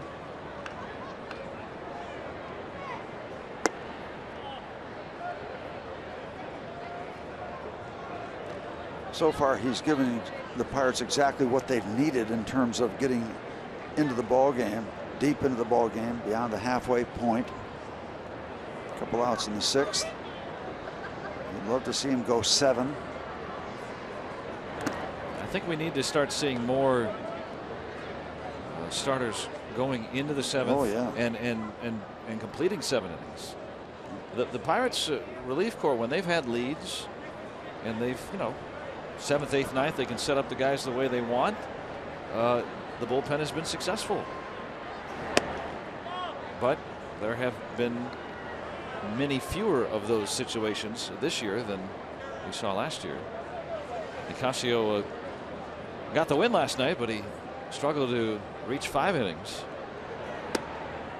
And then the bullpen ended up making it kind of interesting last night in the 12-9 Pirates win. You know, every starter has different goals, but a lot of guys used to feel like they wanted to go 7 innings with 2 runs or less, which is I mean, it's a challenging goal. I mean, if you go 7 innings, 2 runs or less all season long, you're going to have a phenomenal year. Oh, sure. But it's not a bad goal to think about going into a ball game. Liriano could still achieve that tonight after that 2-out walk. Daniel Castro coming up.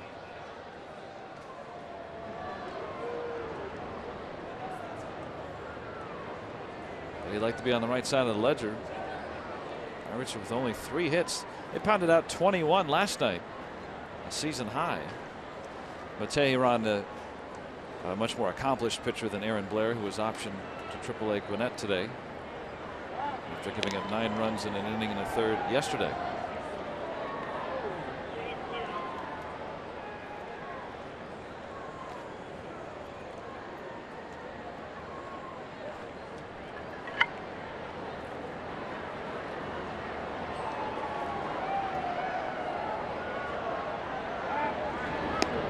Darno ran last time, so Liriano keep tabs on him.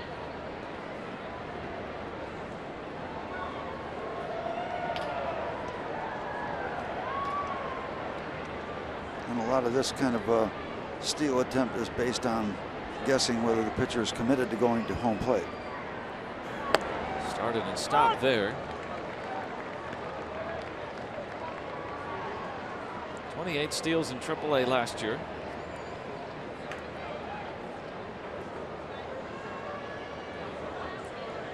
If you guess right, it's an easy steal of second base. If you get a situation where you guess wrong, you're going to run down or picked off. Nice slide step by Francisco. Shortening his time home, even if he is running, right? Yeah. And it usually gets him gets the runner a later start. All of a sudden he goes a little quicker than the runner sees that he usually does. It usually takes a regular set and comes out normally. Well, you can time that. The quick move to home is different. He's thrown out a third of attempted base stealers. It's above average. And a lot of time spent in spring training this year. CRG, the control running game. Control running game. And the Pirates spent a lot of time in Bradenton working on that. Glenn Hurdle was just talking about that today in his media chat with reporters. Chris Stewart also very fine behind the plate.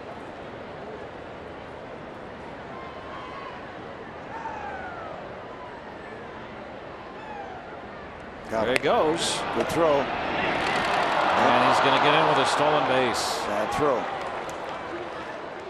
We've seen Jaso tested on a couple of throws to second base in this series, and now it's like okay, he's graduated high school. Now let's see, you know, the college and the doctoral courses over at first base. Yeah, and what presents a little problem, the right-handed throwing first base. See, he's out on the grass a little bit, so that time he established his angle, but a low throw, so the throw is gone. See, he has to move in so he doesn't hit the runner in the middle of the back. I think that happened the other night.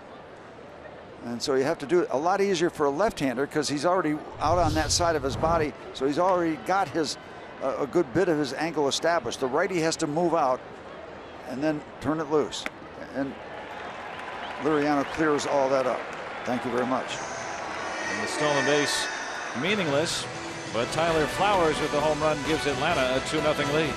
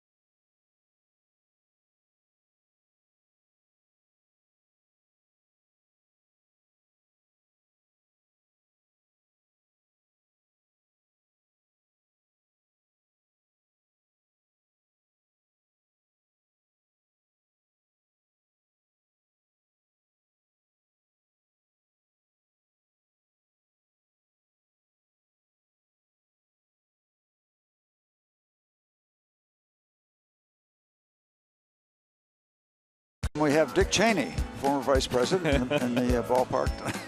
No, that's the emoji that's Holden made for you. You didn't even know what an emoji was before the game tonight. Now you have one. Now I are one. That's terrific. Is that your eye color? Let me get the wingers off. Yeah, you got the little. Yeah, that's that. Look, now there's that. Okay, all right. That's pretty. I mean, look at that. Terrific. You now have an emoji. Okay, it's official. Thank you, Holden. Now I can walk proud. Tyler Flowers with a home run in the top half of this inning, doubling Atlanta's lead to 2-0. Top of the order, third time around now against Tehran. I always like the phrase, second time through the lineup, third time through the lineup. The hitters, let's see if they learned anything. What about the pitcher? The pitcher's seen the guy too before a few times. I always wondered about that phrasing. Well, it doesn't necessarily guarantee success, but usually with the Pirates lineup, they've done better as the game has gone on. Liriano has been able to keep the Braves pretty much at bay, but 2 runs through 6, 82 pitches for Liriano. You'll take that any night. Tehran, the way that he's pitched, he could go the route. Something tells me, though, the Pirates bats will interrupt that at some point here. Third time around the order, pretty good. Toward the gap. Too much speed. Inciarte, very good outfielder. Yeah. The third time through a batting order, if you're a pitcher going through the third time, you're doing pretty well. You're deep into the ball game. So, yeah, they've seen you more. Well, you've seen them just as much. So I think it's a wash. I don't like that phrase. That was point counterpoint. Here's Andrew McCutcheon. I like that. It's a strong hot take right there for me.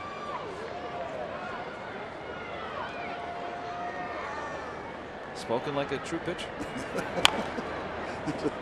Just trying to get equal billing for our pitchers. That's fair. That's fair. McCutcheon tonight 0 for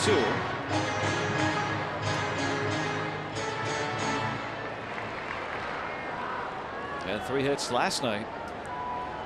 Pirates collected 21 in all. Off speed and 2 strikes.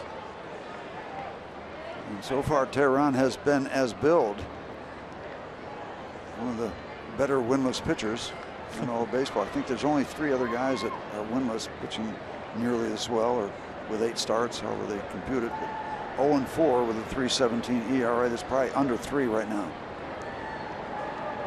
Can you help me with that, Joe? 285. Okay. And nothing guaranteed at this point.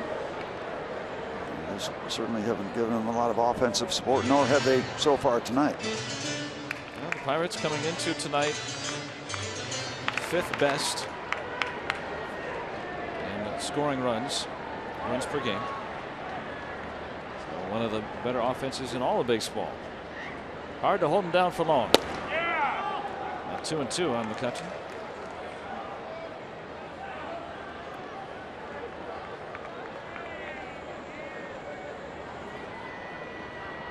Roger McDowell, Braves pitching coach, a long time Braves pitching coach. Very well respected and one of the funniest guys in the game of baseball. I mean, he's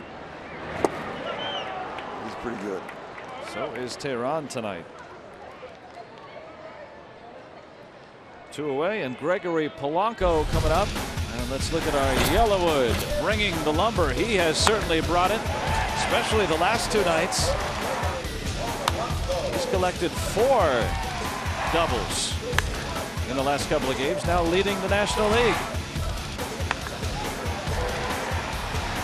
That third double last night to left field, to the opposite field, just had so much carry to it. It just seemed like it hit a different gear about halfway out.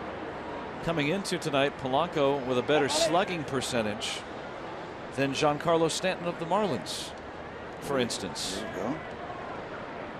That's pretty heady company. Yeah, so Polanco, those doubles matter. Not just home runs. He's hit 4 out of the ballpark. Well, at his size, if he runs into a ball, it can carry very, very well. It'll hit the river. He will hit his home runs. And he's ahead 2-0. By the way, I was talking about Tehran. His last 3 starts, just 2 earned runs, but 2 of the 3 against very good clubs, against the Cubs and against the Kansas City Royals, going 7 innings in each one of those, giving up a total of 1 earned run. So this is not out of character for this young man. Those are some good tests. Facing another good lineup tonight.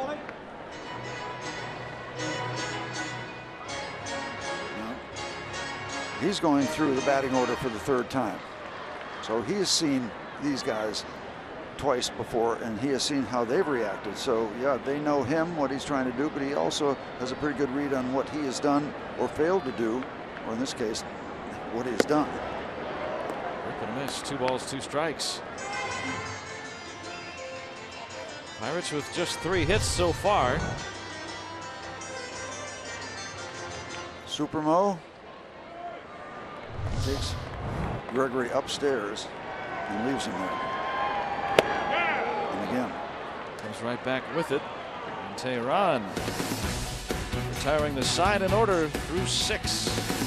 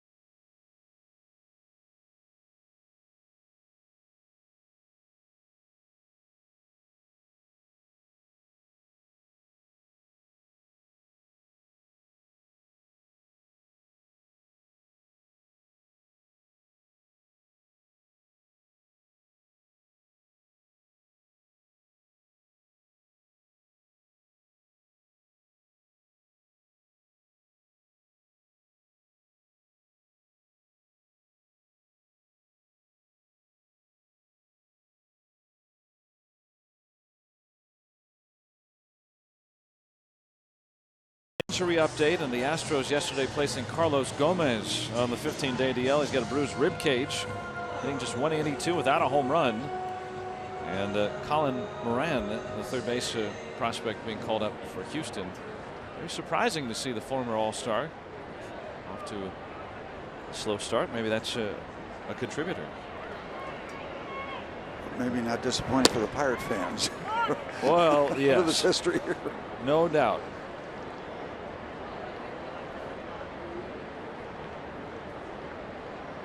Julio Tehran swinging away tonight. Struck out back in the 5th and also lay down a sac bunt in the 3rd.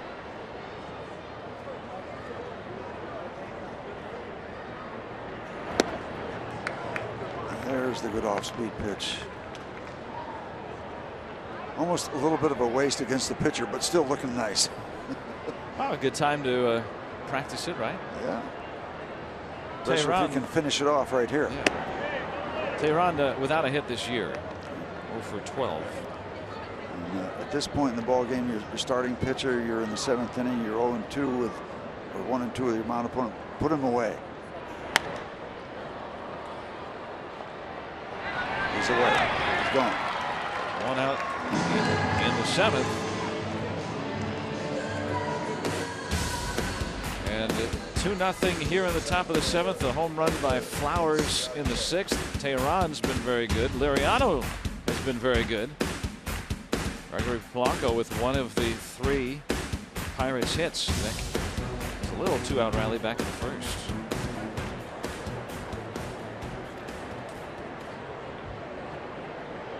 And 87 pitches here with 1 out in the 7th. No one called a ball. Just a couple of issues for Liriano. The ball off his body that they couldn't get an out on. That run came around, and then the home run. Other than that, he has been outstanding. But Tehran's been better.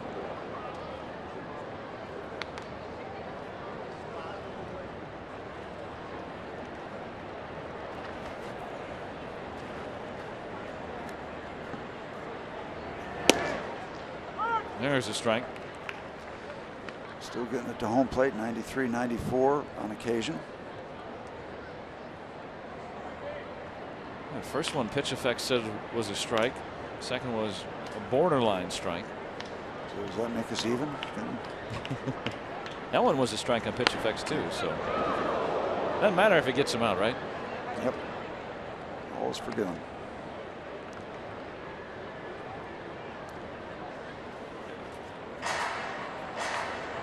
Dan Potash been deftly fielding all series long. Oh, he's being protected well there. He's had a few shots coming his way. I think that hit underneath the bill of Liriano's cap. A heady play by Liriano.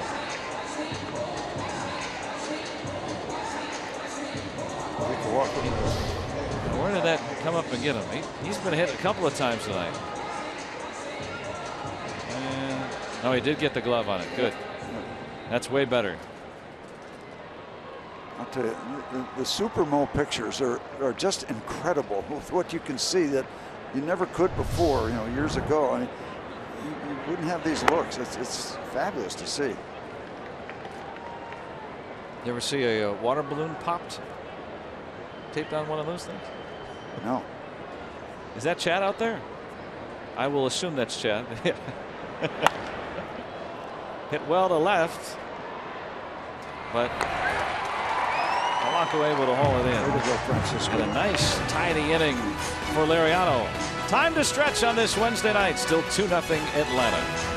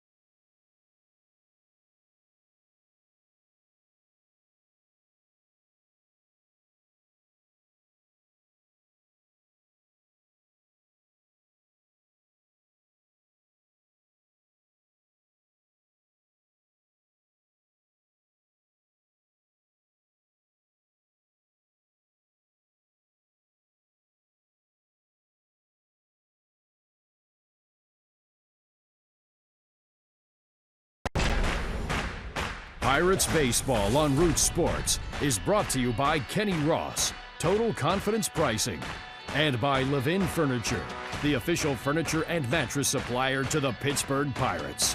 For the best quality, service, and value, shop Levin's. Let's go Bucks!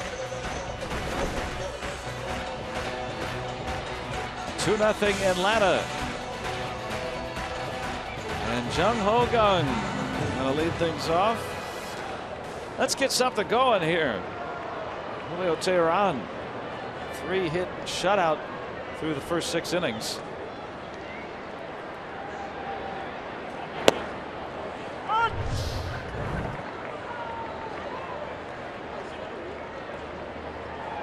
And Liriano's been hit a couple of times with some comebackers. Just checking in on him.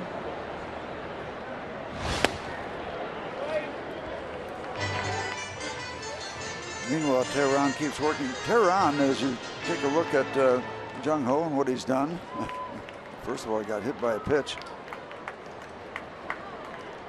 He has been very, very good tonight. That ball has got a lot of carry, but not enough. Excuse me, Joe. Hey, you had it. And unfortunately, so did Enciarte, and that's out number 1. Hey, you can see the Pirates raise it and take home raise a Jolly Roger bobblehead when the Pirates take on the Rockies Saturday at 4:05. Hey, arrive early. If you're one of the first 20,000 fans, you get that raise the Jolly Roger bobblehead. Presented by Allegheny Health Network. For tickets, go to pirates.com. Swashbuckler. Look alive. I wear that around the house. It's a big deal.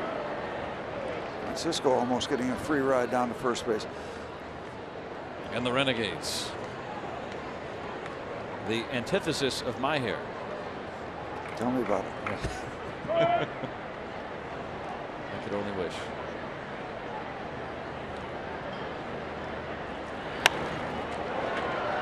Just going back to Tehran for a moment, he's not the kind of guy that dazzles you. In other words, he's not blowing the ball by everybody, but he's just one of the pitch after pitch after pitch he's making, and then you don't think much about him. You look up and it's the 6th or 7th inning and you haven't done much. So he is kind of a little bit under the radar because he's not got dazzling stuff.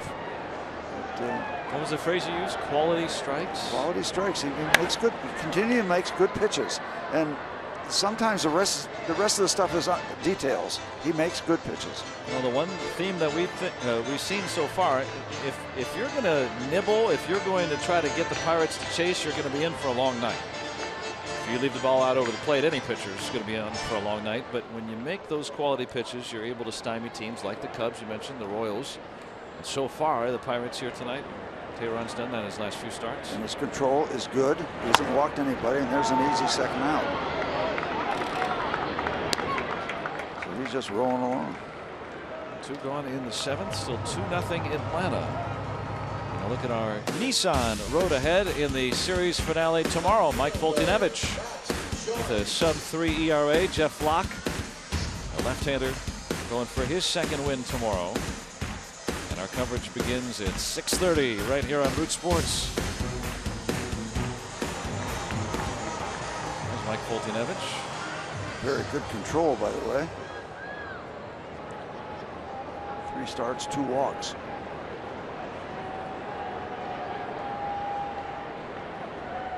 Matt Joyce over 2. Flying out sharply. You can fly out sharply, I guess, in the 2nd inning. Hit it well. 5th, yeah. Yep, hit it well, just didn't get enough of it. Just not quite right on the timing.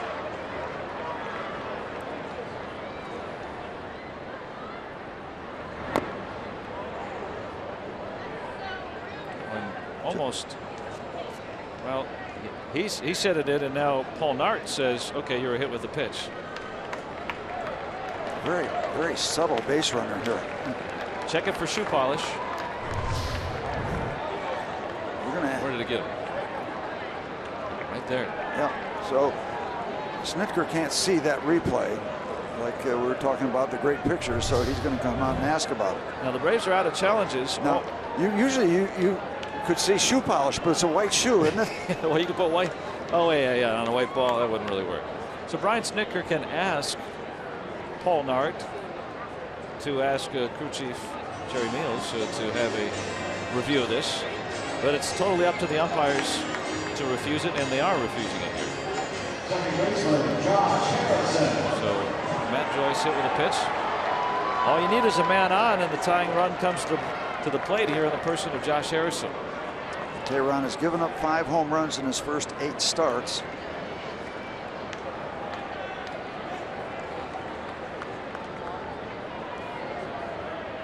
You see Josh many times taking a shot at this first pitch. Fouled it back. No, one mistake. And the Buccos could be right back in a tie here.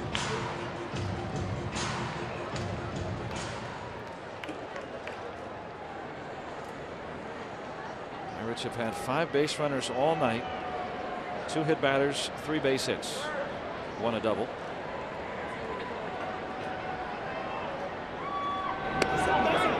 And they got it. And the Pirates do have a challenge remaining. Are they saying it's a balk? Is that what Joyce is contesting? Here comes Clint Hurdle. And that was an awfully quick move from Teheran. Kind of shifted his feet before making the throw over. He can't challenge a balk call, but Clint Hurdle can certainly contest it. And he's going to have a word with Chris Conroy. He's had a balk reversed, talked into earlier this season, but Joyce picked off to end the inning, and Clint Hurdle's not satisfied from Chris Conroy yet.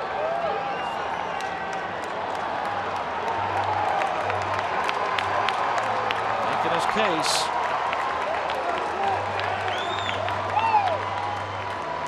Well, if you can read lips, that finalize that conversation. And credit Conroy letting him have his piece. And so it remains 2-0 as we send it to the 8th.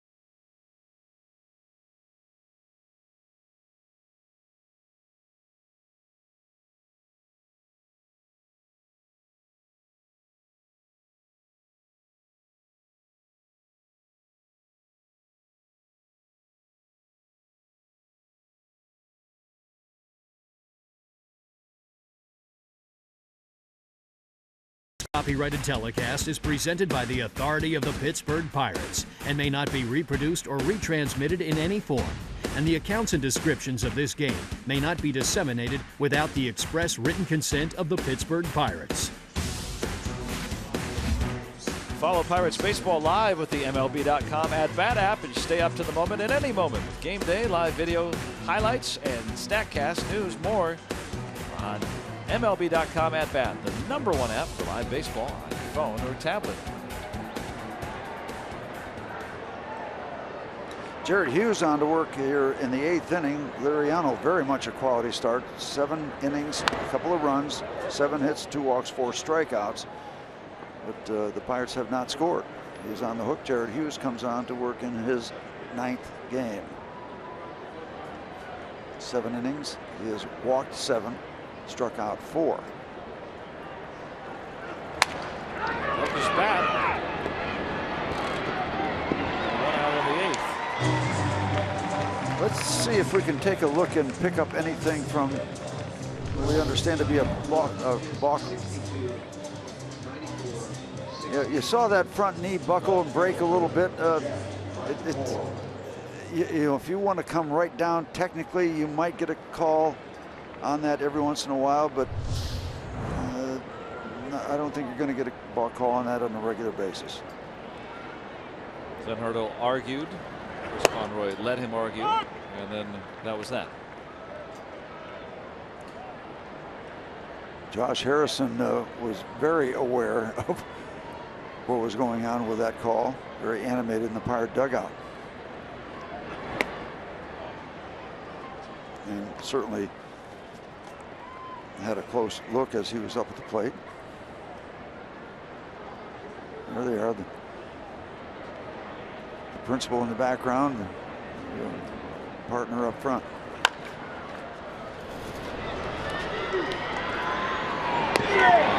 Just got him.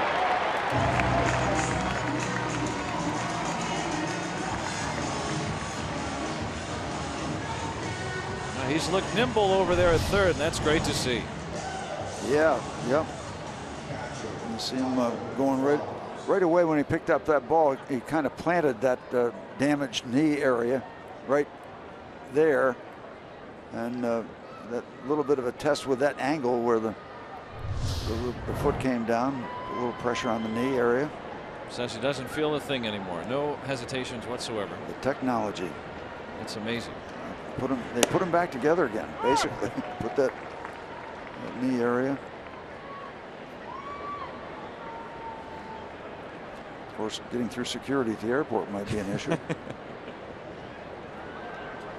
Tyler Flowers tonight has singled and homered.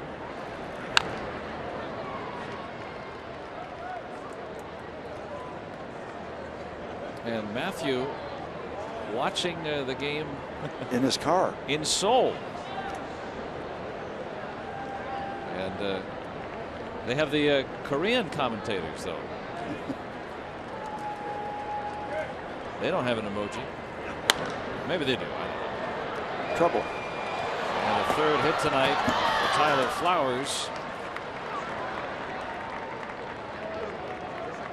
Coming into tonight's game without a home run and hitting .246. He's blooming here tonight. We saw something the other night that I've never seen in this ballpark, down by the Bowser sign, when a ball bounced there and hit the very edge of it and came back into play. Just I've never seen that before. This one takes the bounce and just innocently. No. Now that's the drive-through window. If you ever need a snack or anything in right field, you can just pick up a bite to eat out there, maybe a shake. Take it yourself. 3 ground ball outs for Jared Hughes. Elbow left stranded. Pirates bats running out of time, trailing here 2-0 in the 8th.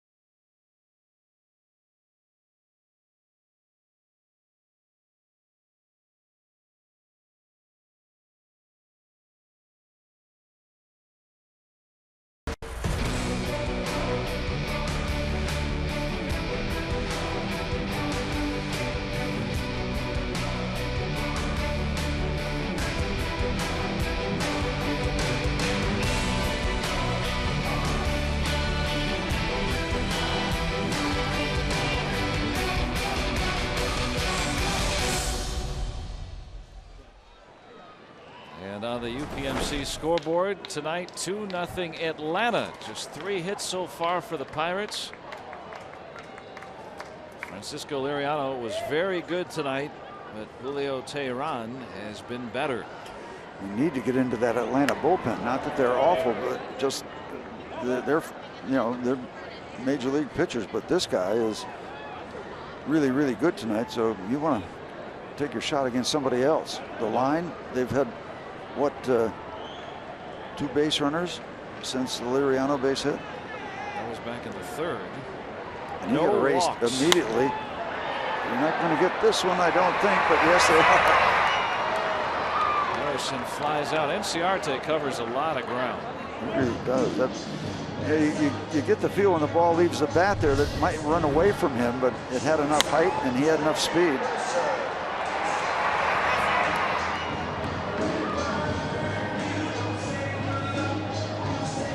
Look at the Allegheny Health Network Supermo. Good swing. Ends up there just enough.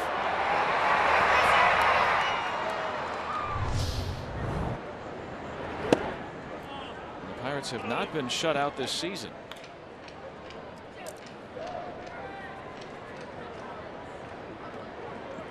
Just 81 pitches. Just outstanding work to this point.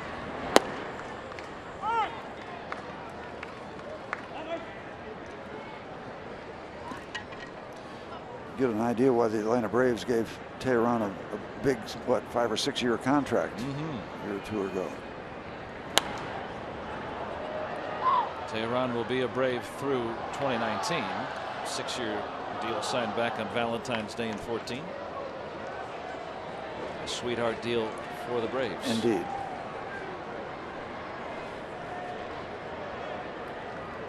David Freese has moved out on deck. He would bat for Hughes.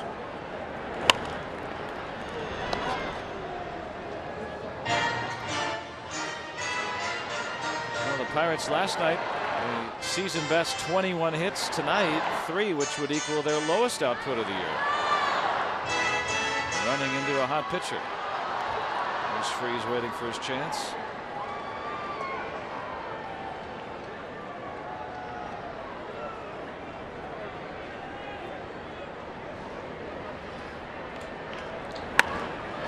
There's base hit number 4 tonight.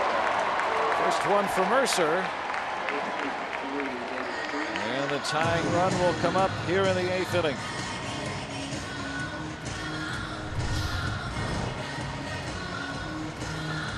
Gets the ball upstairs.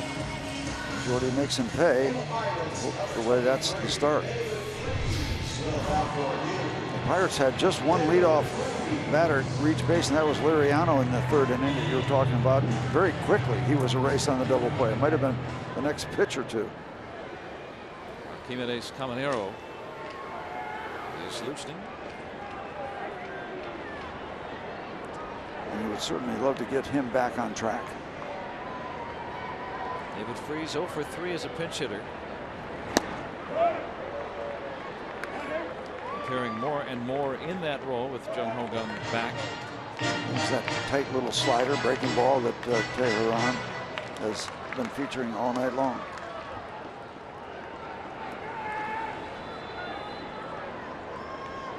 Find a gap here. That would set up shop very nicely. A little extra room in left center for the righty batter.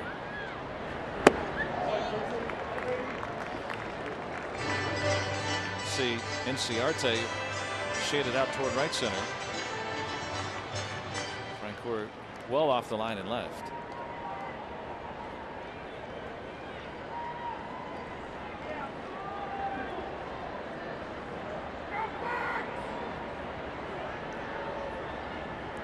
Did he hold up?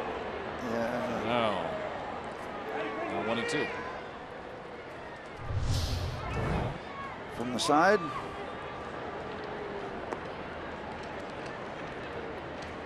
There's the slider just off that outside part of the plate. Teheran at 88 pitches in the 8th. He's just as sharp as he was in the 1st. Maybe sharper.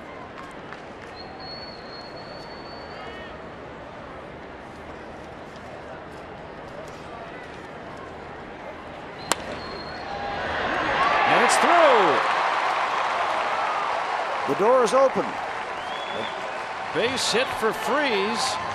2 men on with 1 out. And John Jaso coming up.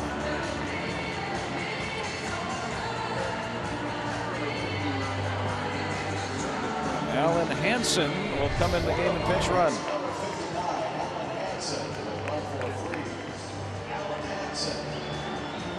That one spun in place. I don't know if they're going to be able to do anything if they just catch that ball flat on your belly going the opposite way away from second base, but it became a moot point, rolls away. We're going to have a conference on the mound with Tehran. He's pitched so well. Braves bullpen has some activity. They've got Cervenka up the lefty, who they could bring in to face the lefty Jaso. Vizcaino. Lefty righty. I'm wondering if they may use Vizcaino in a closing situation. We saw Jason Grilli pitch from behind yesterday after he allowed the game-winning home run in the 13th inning Sunday afternoon in Kansas City. Keep in mind, speaking of home run, that Tehran has given up 5. That's not a crazy high number in 8 starts, but it just begs attention right now because one swing of the bat could turn this game upside down. And they wouldn't have that opportunity.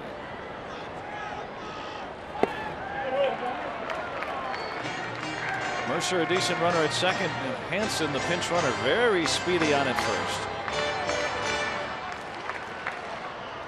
If Jaso can send one to the gap, that would likely tie the ball game.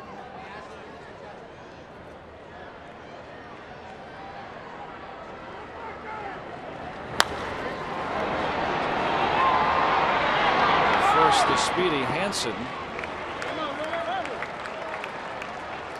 So that keeps the tying run at first with 2 outs.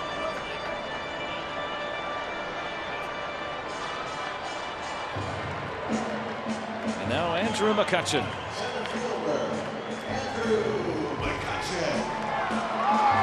And I think that's going to be it for Tehran. Ryan Snitker has gone to the bullpen. He wants Vizcaino. Tehran pitched very well tonight, but the fate will be in the hands of the Braves bullpen now, as Brian Snitker in his second game as interim manager will pull his starter. So maybe the Pirates can break through against the bullpen. 2-0 Atlanta here in the 8th.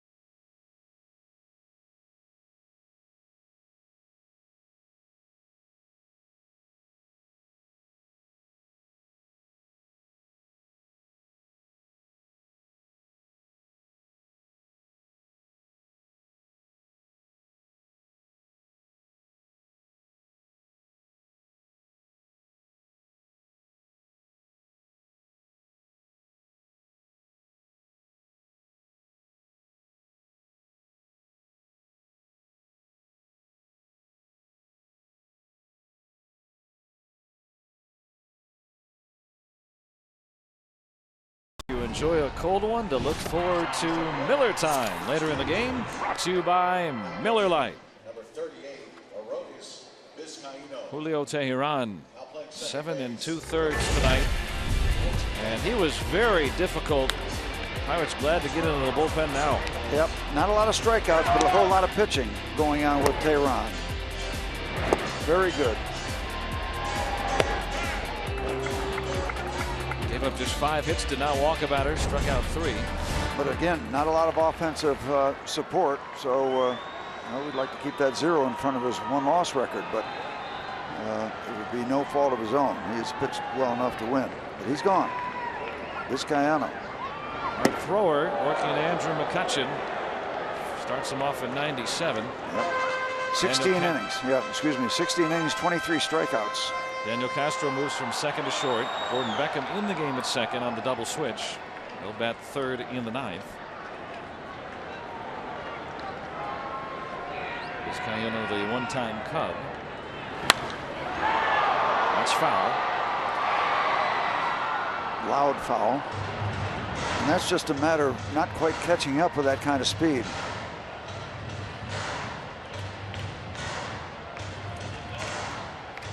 Now there's the confirmation. 16 innings, 23 strikeouts, 7 walks. He's not given up a home run. A lot of heat, as you said.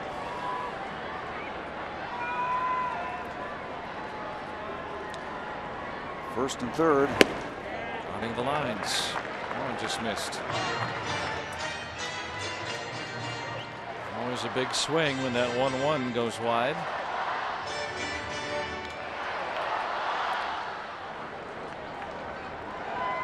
Mercer at third, Jaso at first. 2 outs. Pirates have yet to score.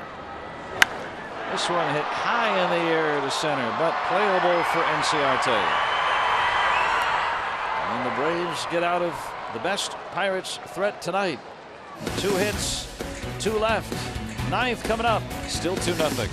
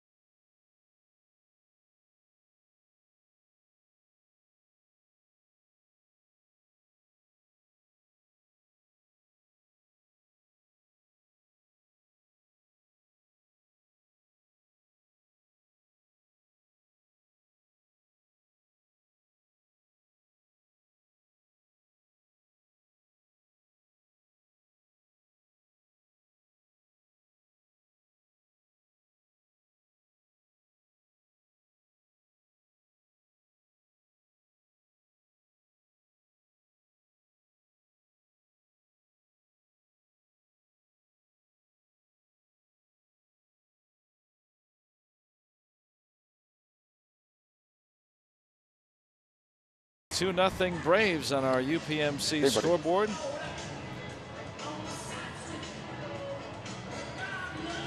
And the Pirates wrap up this series against the Braves tomorrow night. Our coverage begins at 6:30 with Pirates pregame presented by WB Mason right here on Root Sports.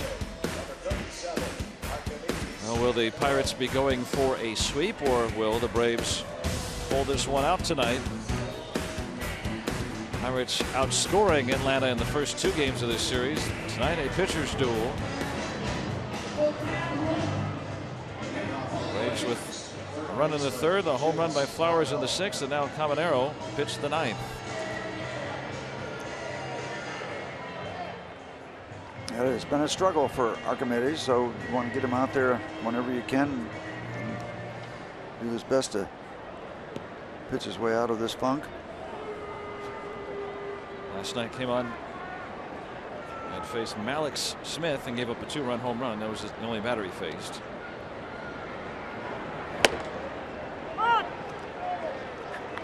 '94 start off Chase Darno. What did you say about real estate and pitching?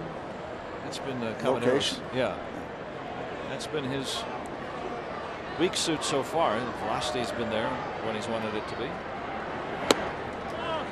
Just missed the outer edge.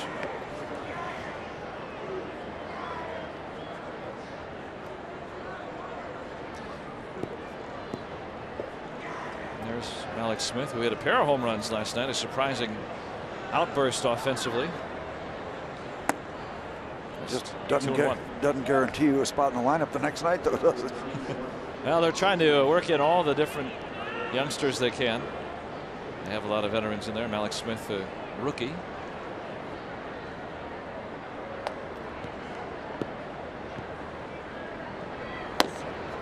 There's a strike. And Caminero throws a high percentage of fastballs, and if you get major league hitters that are going to expect that on a regular basis, especially if he falls behind, he's going to come back to that. That's when you can start catching up to that fastball, no matter how fast it is. A little low, 3-2, 98 that time, the fastest so far. Daniel Castro on deck. Gordon Beckham in the hole on the double switch. Trying to keep it right here at 2-0. And he missed. Lead-off walk.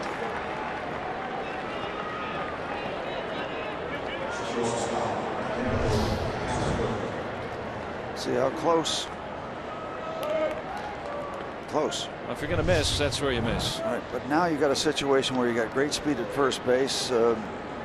They've got a 2-0 lead, not that much to lose. I would be surprised if d'Arnaud did not go. He's already stolen a base tonight. Castro 1 for 3.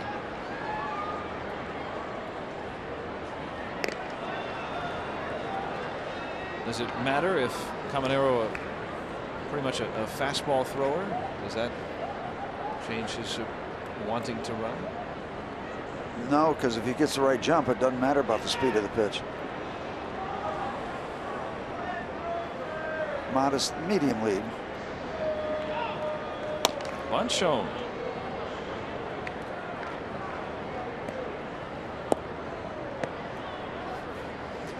So trying to get d'Arnaud to second base one way or the other.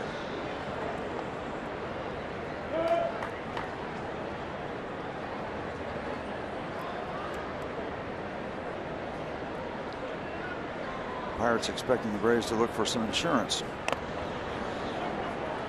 Fouled back that bunt, ball on a strike. Well, the Braves have only won 9 times all year, so they've not been in this situation very often, trying to maybe get that last run. Brian Snitker trying to win his first game as interim manager of the Braves. Yeah, Jung Ho Kang playing for the bunt. He is on the grass at third base.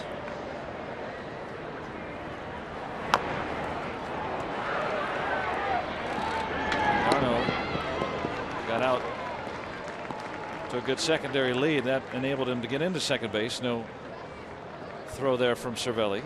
And a sacrifice successful by Castro.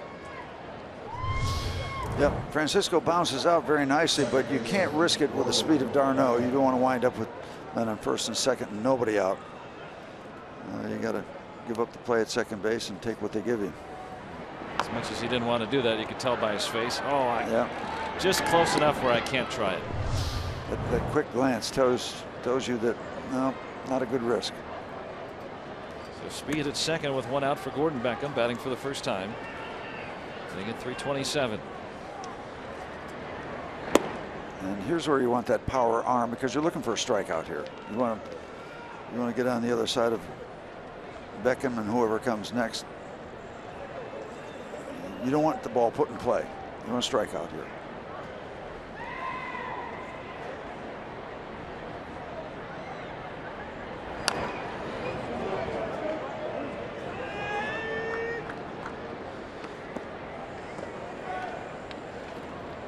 Beckham, a lot of his career with the White Sox.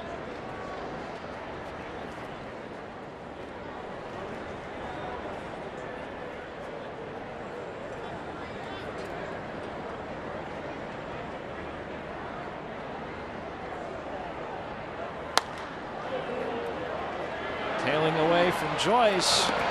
And that will drive in Darno. It's a 1-out double for Gordon Beckham, and it's 3-0 Braves. Free pass comes around to score. And that's a huge run, and they're still in business. Breaking ball, he goes away. Not a bad location, but Beckham sends it out to the right field corner. And this has been a theme for the Pirates this year. It's not that the Pirates, when they've had leads, are losing leads. That's not been the case. It's been these tight games when they're trailing, maybe a tie game. And we've seen many times the relief corps not able to keep things as close as they'd like, or like we saw last night, a big lead evaporate and become too narrow of a situation. There's all kind of directions where it can happen tonight.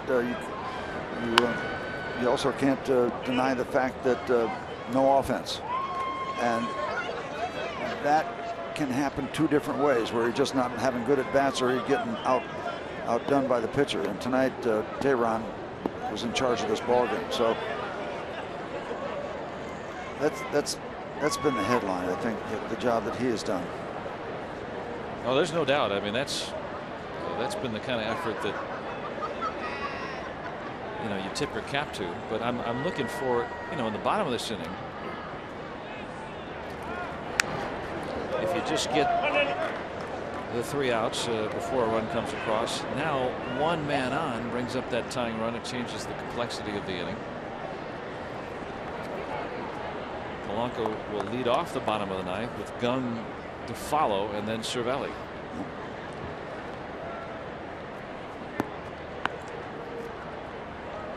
Three 3-0 just has a tougher feel than 2-0, because you look for a base runner, okay, bang, but now you got to have 2 base runners that you're trying to work on, and even before that you've got to hold the fort with this man on second base.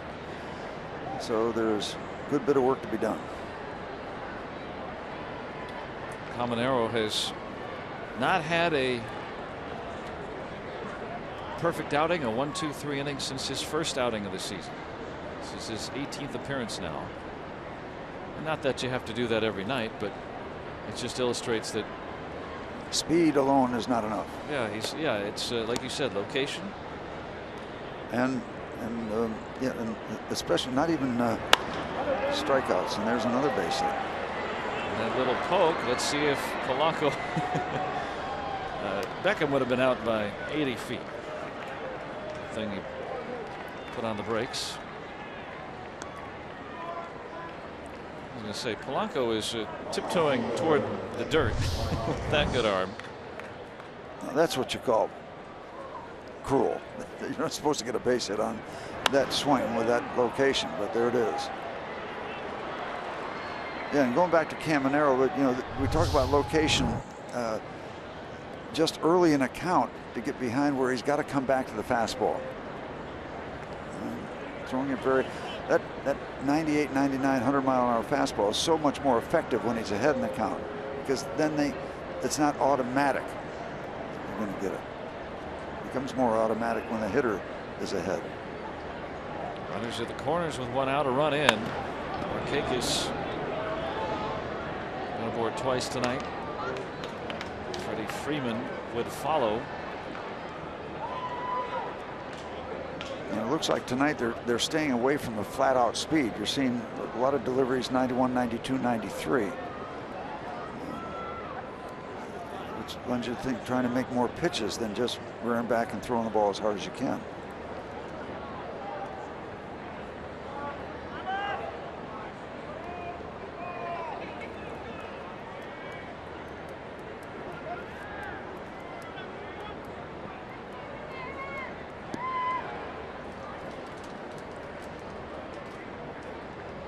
Liriano started, gave up 2 runs over 7.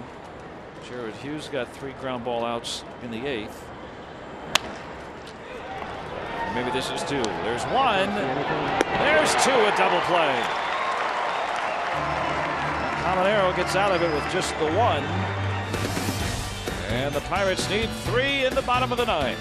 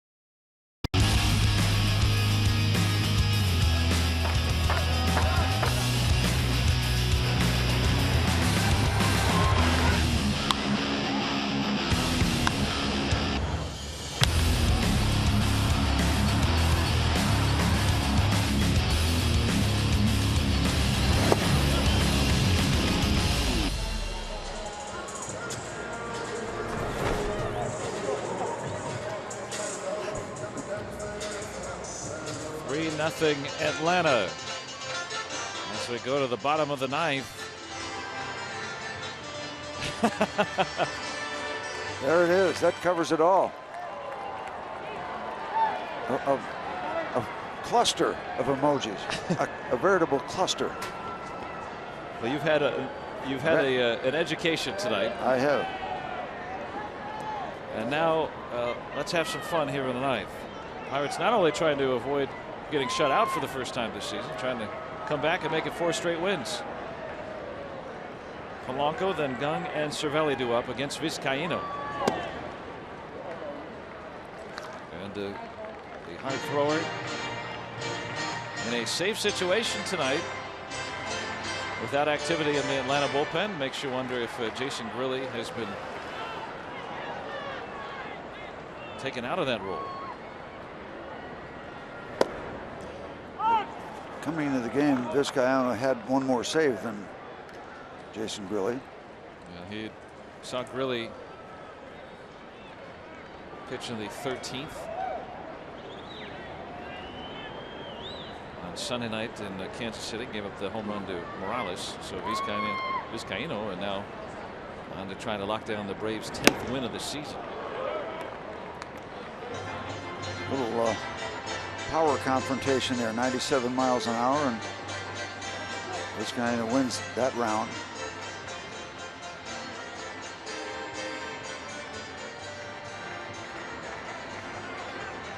Hard thrower. Jason Grilli. That is not. Yep. Okay, we're on the other side. Polanco down on strikes for the first out in the 9th. And that's a tough sequence right there. 97 mile an hour heat and then comes downstairs off speed. Gets the first out. 97 to 86. That's enough speed separation, and Gregory cannot stay off that pitch down in the dirt.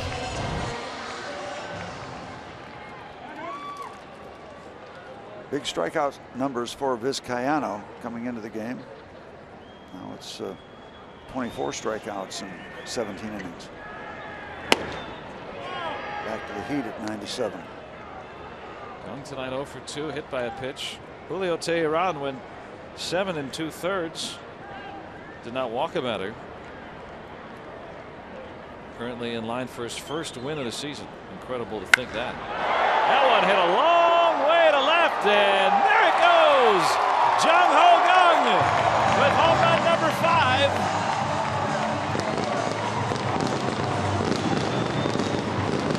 Could the comeback be beginning now after that big blast by Kang?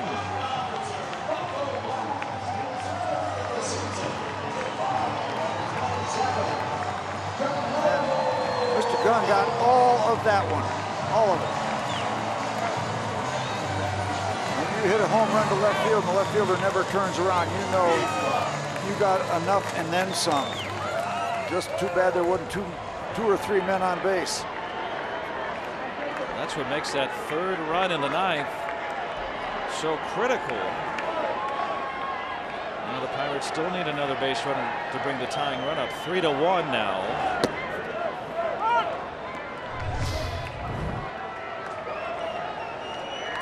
Upstairs in the wheelhouse.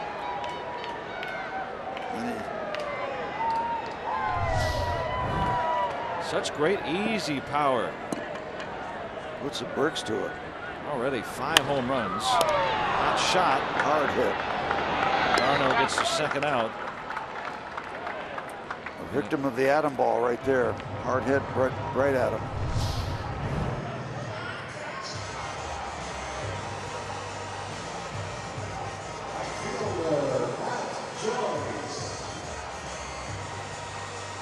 Jung Ho Kang now with 5 homers and 32 at bats. That's impressive. Just crushed it. Crushed it. It just feels so good to have him back. That power. Pirates offense has done fine collecting hits, but having that power threat, an added power threat, is nice. And Joyce checked his swing, ball 1. Joyce held hitless tonight. Was hit in the toe with a pitch. And then insult to injury, got picked off. If he can get aboard, Josh Harrison would bat next.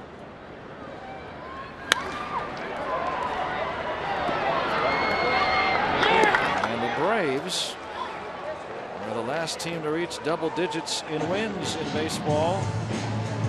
And a good effort from Julio Teheran tonight. He gets his first victory, and so does Brian Snitker, a man who has been in the Braves organization for 4 decades. His first major league win. Congratulations to him. Now, we've always seen good pitching from the Braves. We saw more tonight. Teheran controlled this ball game. Simple as that.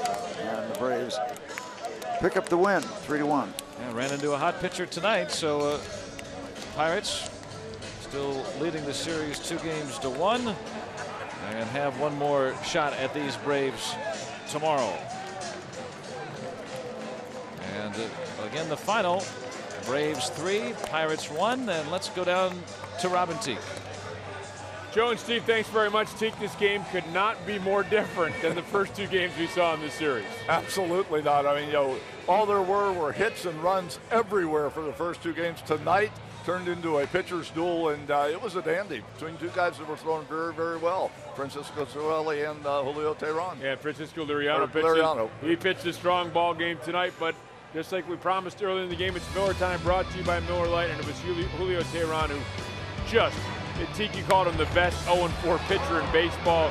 You know he's better than that. Had the good ERA coming in and able to get through 7 2/3 score this year tonight. Yeah, that 317 run average against the teams that he had pitched against was not indicative of what that 0-4 record was. That 0-4 record was how his team had played behind him. But we have seen this guy before. We've seen Teheran. We've seen him be successful. He was successful again tonight against the Pirates. He was very, very much in control of this ball game. Pirates had won the first 2 games on this homestand. That little streak comes to an end as they lose to the Atlanta Braves by the final score of 3-1. Coming up on Pirates postgame presented by the Allegheny Health Network.